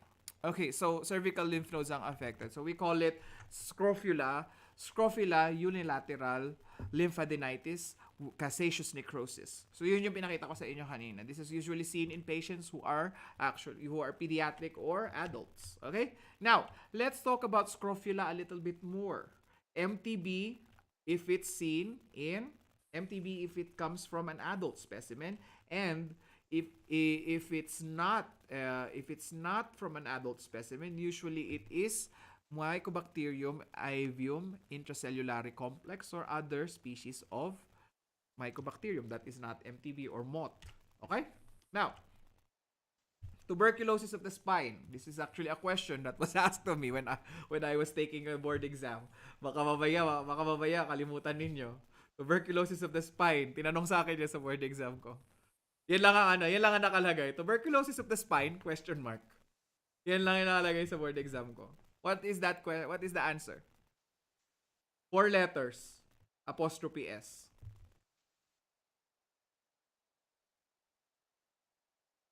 5, 4, 3, 2, 1. Walang sumagot, walang makakakuha ng pera. Pott's disease. Okay? Pott's disease, tuberculosis of the spine. Actually, lumabas. Hindi ko siya makakalimutan kasi lumabas siya sa exam ko. And believe it or not, the last day of the exam, I was actually reading up on Mycobacterium species. Kasi hindi namin siya finocus nung nag-review kami. Kaya swerte ninyo, meron kayong video na ganito. If you look at my other videos in the past, I don't have lectures for Mycobacterium. So you are one of the first fortunate batches who will have a lecture on tuberculosis or Mycobacterium in general. All right. Now, let's talk about Mycobacterium bovis. Mycobacterium bovis causes a disease usually seen in what animals? From the name itself, bovis, so bovine, meaning cattle, right? Here in Saudi Arabia, we have Mycobacterium bovis cases in patients who handle camels. I'm not sure why. I'm really not sure why. Pero we have certain cases like that from camels. Okay? So yeah. Hindi na ako humahawak. Dati nung bagong dating ako dito, humahawak pa ako ng camel. Tapos nung nalaman ko, oh my God, pwede din pala makakuha ng microbio dyan sa mga yan. Aside from MERS-CoV, pwede pala ako makakuha ng MERS-CoV doon. Kaya lumalayo na ako sa camel and camel products. Okay? So hindi na ako pagka nakarinig ako na pupunta kami sa camel farm, bahala kayo dyan. Sa bahay na lang ako. Nakapag-picture na ako nung first year ko dito. Baka kaya siguro nagkaroon ako ng sakit last time. Para nagkaroon ako ng lagnat last time. Nagbisita kami ng camel farm. Baka lang siguro. Siguro either nagkaroon ako ng brucellosis or ng embovis. I don't know. So yun. With ubo yun. And hopefully, thankfully naman wala namang tama yung lungs ko. Alright? Now, let's talk about the biochemical findings of embovis. By the way, you need to test for nitrite. You need to test it with with TZH. TZH is antibiotic. T2H, sorry. T2H is an antibiotic tuloy. T2H is another broth medium, which is basically based on, again, pag sinabi nating T2H, kanina meron ako sinabi, T7H12, 'di ba? Naalala niyo 'yon? Ang base what do you call this, culture media niya is Middlebrook agar or Middlebrook medium. Okay? So if it doesn't grow on Middlebrook, it means that it is Mycobacterium bovis. Okay? Pyrazinamidase enzyme, it is negative, and pyrazinamide susceptibility is resistant. Okay? The opposite results will be seen on Mycobacterium tuberculosis. So this is some of the tests that you need to remember when differentiating Mycobacterium bovis from Mycobacterium tuberculosis. Clinically speaking, this is a milder form of tuberculosis. Okay? But they still test positive for AFB. So clinically speaking. Okay? So please be mindful of this question because you might be asked this question. Which of the following is not a test to differentiate Mycobacterium bovis from Mycobacterium tuberculosis, right? So you might be asked that question. Now, let's talk about the attenuated form of Mycobacterium bovis that is used as a form of vaccine for MTV. I mentioned it before. It's Mycobacterium bovis BCG or Bacillus calmette-guerin. Okay? Alright, so please don't forget this one. Again, this is another thing that you need to remember. This is must know. If there's something that you need to remember, if you're cramming for the exam, always go to the must know questions because at least you have an idea of what is going to be asked of you. High yield questions. They call it in med school high yield questions. So if you are planning to go to med school, you're going to hear high yield questions a lot of the time. All right, now it's a nice to know question. Actually, patients are given BCG to treat a specific form of cancer. This is a question from I think 2012 when I went to visit a friend from University of Perpetual Help. This was a question that was given to me by one of my students, one of my good friends there, not my students, a good professor who shared to me one of the questions there. It is actually a treatment of choice for one specific type of cancer. It's actually bladder cancer or cancer of the urinary bladder. All right. It's actually the side effect of this one is of course you're going to have UTI that originates from the bladder, but the UTI can be treated. At least the UTI can be treated. So which one would you select? You will have a fulminant form of a cancer, or you have a malignant form of cancer, or UTI. Which one would you want, Miss Sabado? UTI po. UTI na lang, no? 'Di ba? Bibigyan lang ako ng RIPES, rifampicin, isoniazid, pyrazinamide, ethambutol, and streptomycin. 'Di ba? 6 months na gamutan. Kesa naman sa ikamatay ko at mag-chemotherapy ako, 'di ba? Now again, this is a nice to know question. You don't need to remember this. So kung isasali kayo sa PAMET, baka gusto nyo lang alalahanin, alright? Hindi ko alam kung kumukuha pa sila sa 4th year because it was my time, they took students from 4th year. Alright?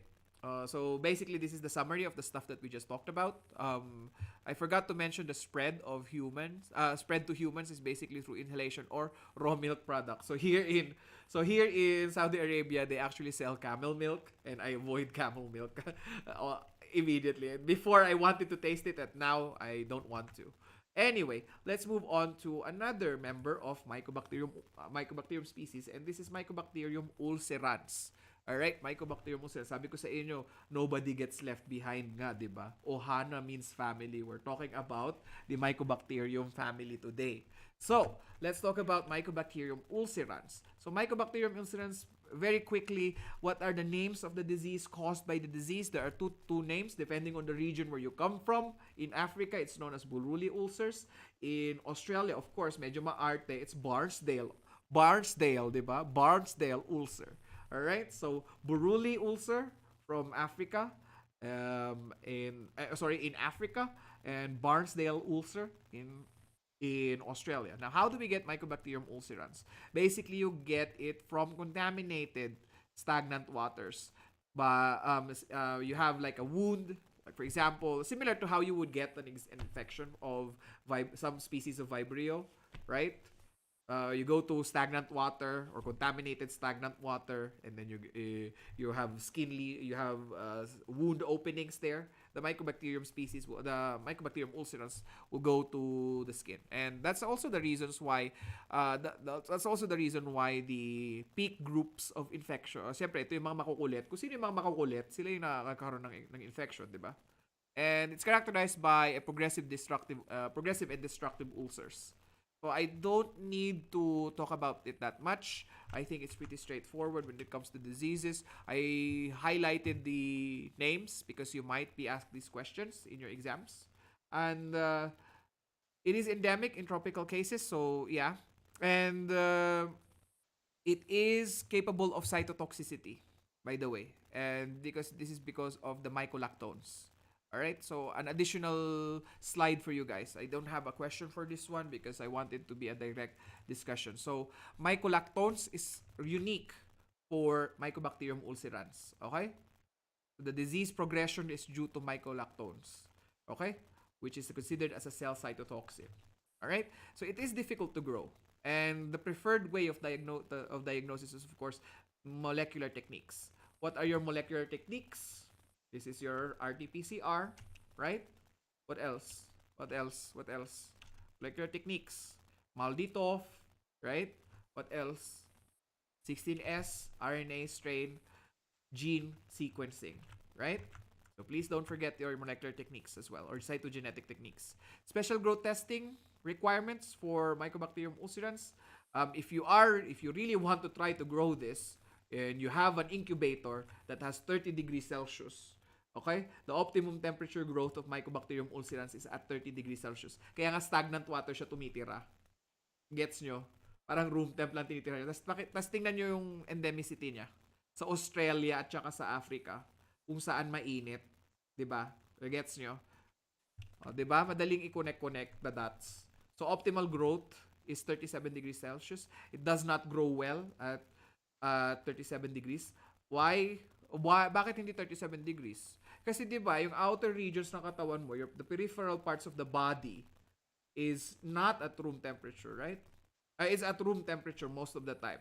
So it will not infect it will be limited to a superficial infection, hence the term ulcerans. Okay?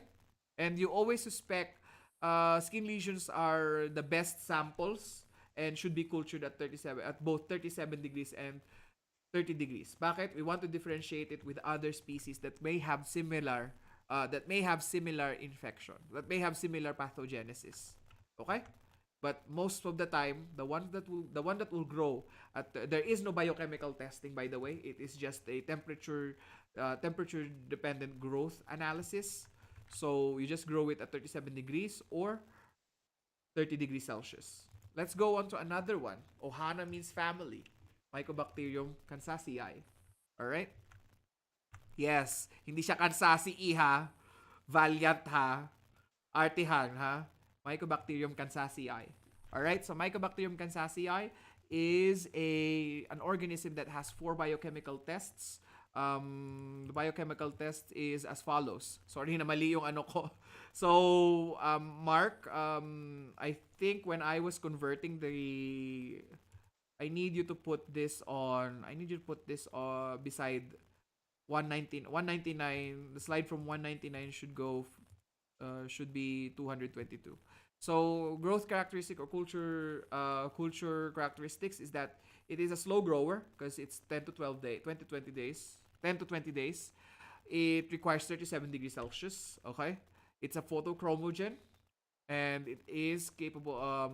It is capable of testing positive for nitrate reduction, twin 80 hydrolysis, and 68 degrees Celsius catalase. What is 68 degrees Celsius catalase? Incubation at 68 degrees, it will elaborate catalase enzymes. Okay, you have to break down the mycolic acid structures. Okay? Now, let's go back to another one. The morphology of Mycobacterium kansasii. Mycobacterium kansasii, I want you to remember shepherd's crook. Okay? Not to be confused with Mansoni species. Mansoni bunei also has an appearance on it. When we talk about parasitology, specific topics of parasitology, I don't want you to confuse shepherd's cruel from shepherd's crook. Okay? Shepherd's crook to. Okay? AFB pinag-uusapan natin, class. Okay? I don't want you to confuse it with a species from Mansonia. Okay? Let's go on with the clinical manifestations of Mycobacterium kansasii. This is for my ASCP review class. I don't usually want to discuss this for my students for CMMC, but because I love you guys, all right, let's talk about it. Clinical disease mimics Mycobacterium tuberculosis and less likely to disseminate. Usually patients who have COPD and pneumoconiosis. Nangungongo pa rin palaga ako. Kanina pinractice ko na siya bago ko umattend dito sa class natin. Nangungongo pa rin pala ako. So, pneumoconiosis. And usually, it is seen in patients with alcohol abuse, HIV, and immunosuppression. It produces granulomatous inflammation in the lung. Hence, it mimics Mycobacterium tuberculosis. Alright? Now, pupuntahan natin si Mycobacterium marinum. Ohana means family, di ba? Don't forget. Kailangan natin pag-usapan. Alright? Now, culture characteristics and requirements for Mycobacterium marinum is that it is, again, a photochromogen. Alright? Photochromogen. But, at 37 degrees Celsius, ang optimum growth niya. Okay? What is the difference between Mycobacterium marinum and Mycobacterium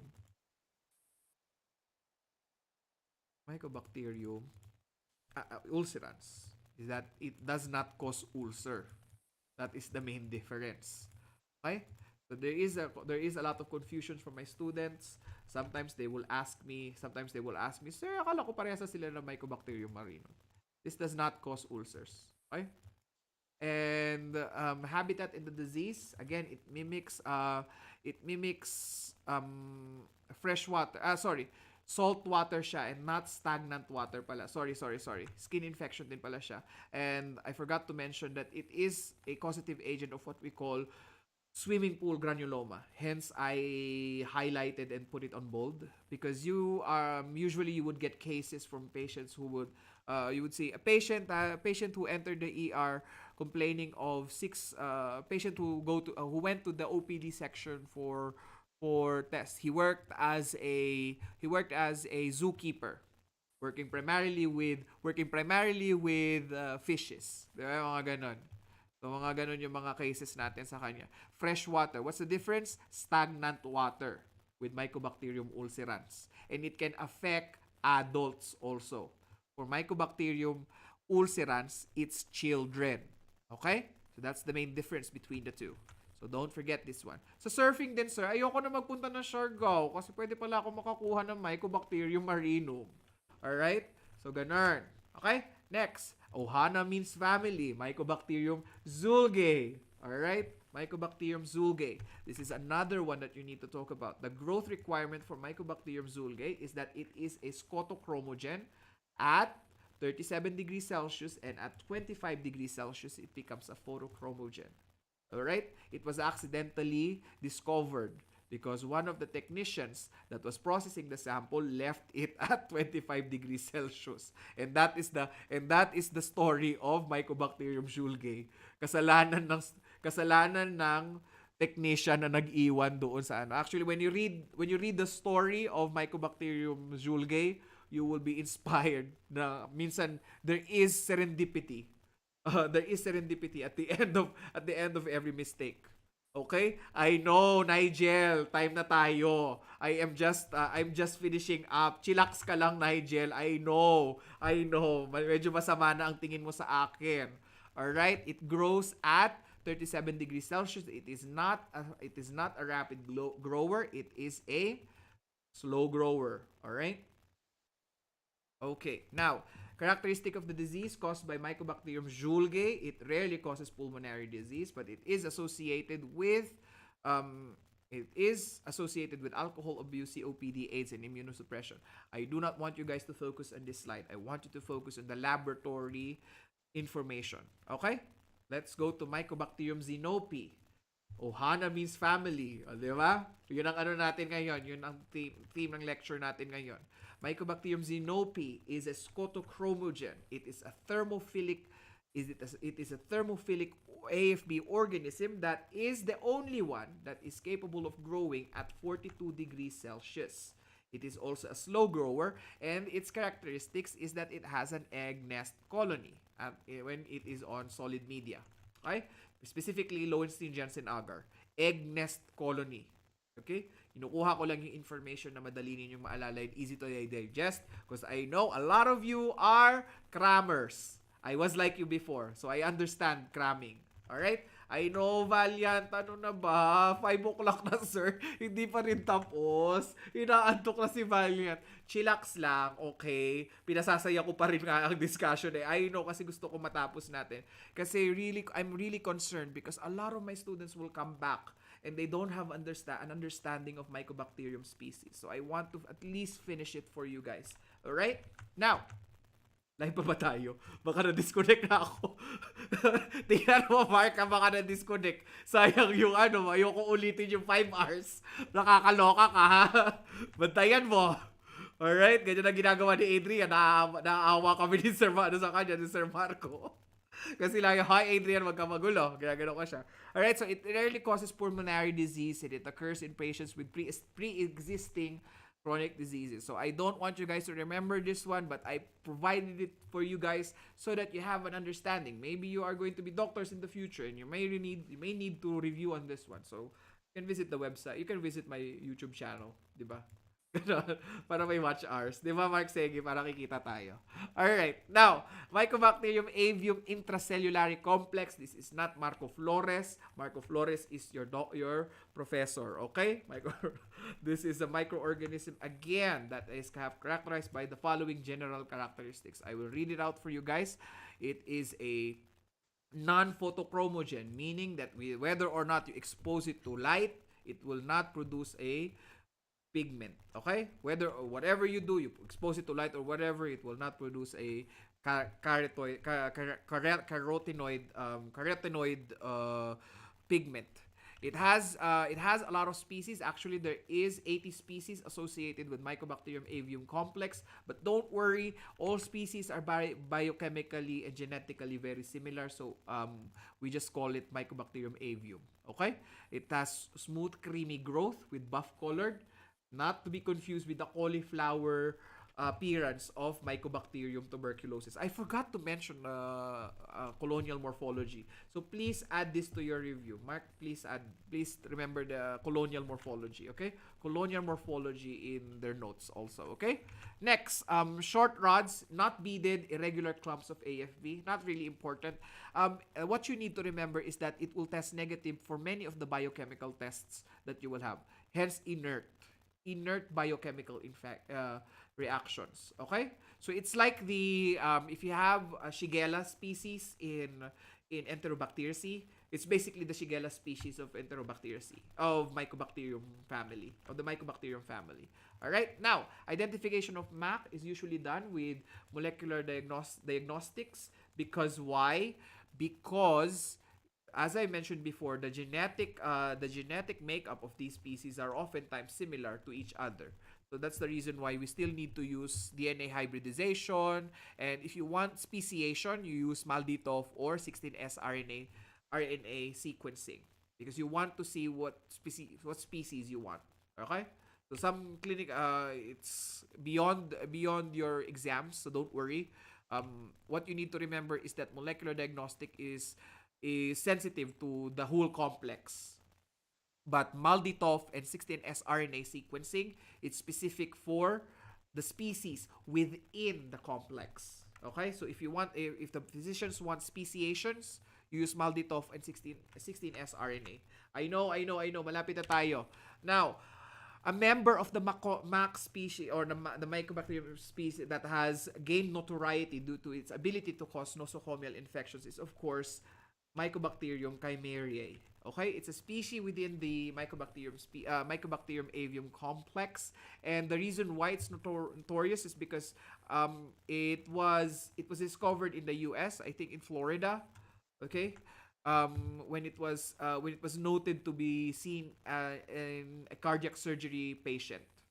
Okay, it's associated with water, similar to Mycobacterium gordonei, but the main reason is that it is mostly on surgical cases. Okay? Tap water bacillus is Mycobacterium gordonei, but this one is more on surgical related nosocomial infections. All right? Now, let's talk about the slow growers muna tayo. Rare species that can cause virulence could be the following. If it's skin lesions, don't forget your FAC without K, FAC, skin lesions. Now, these are seen in environmental contaminants.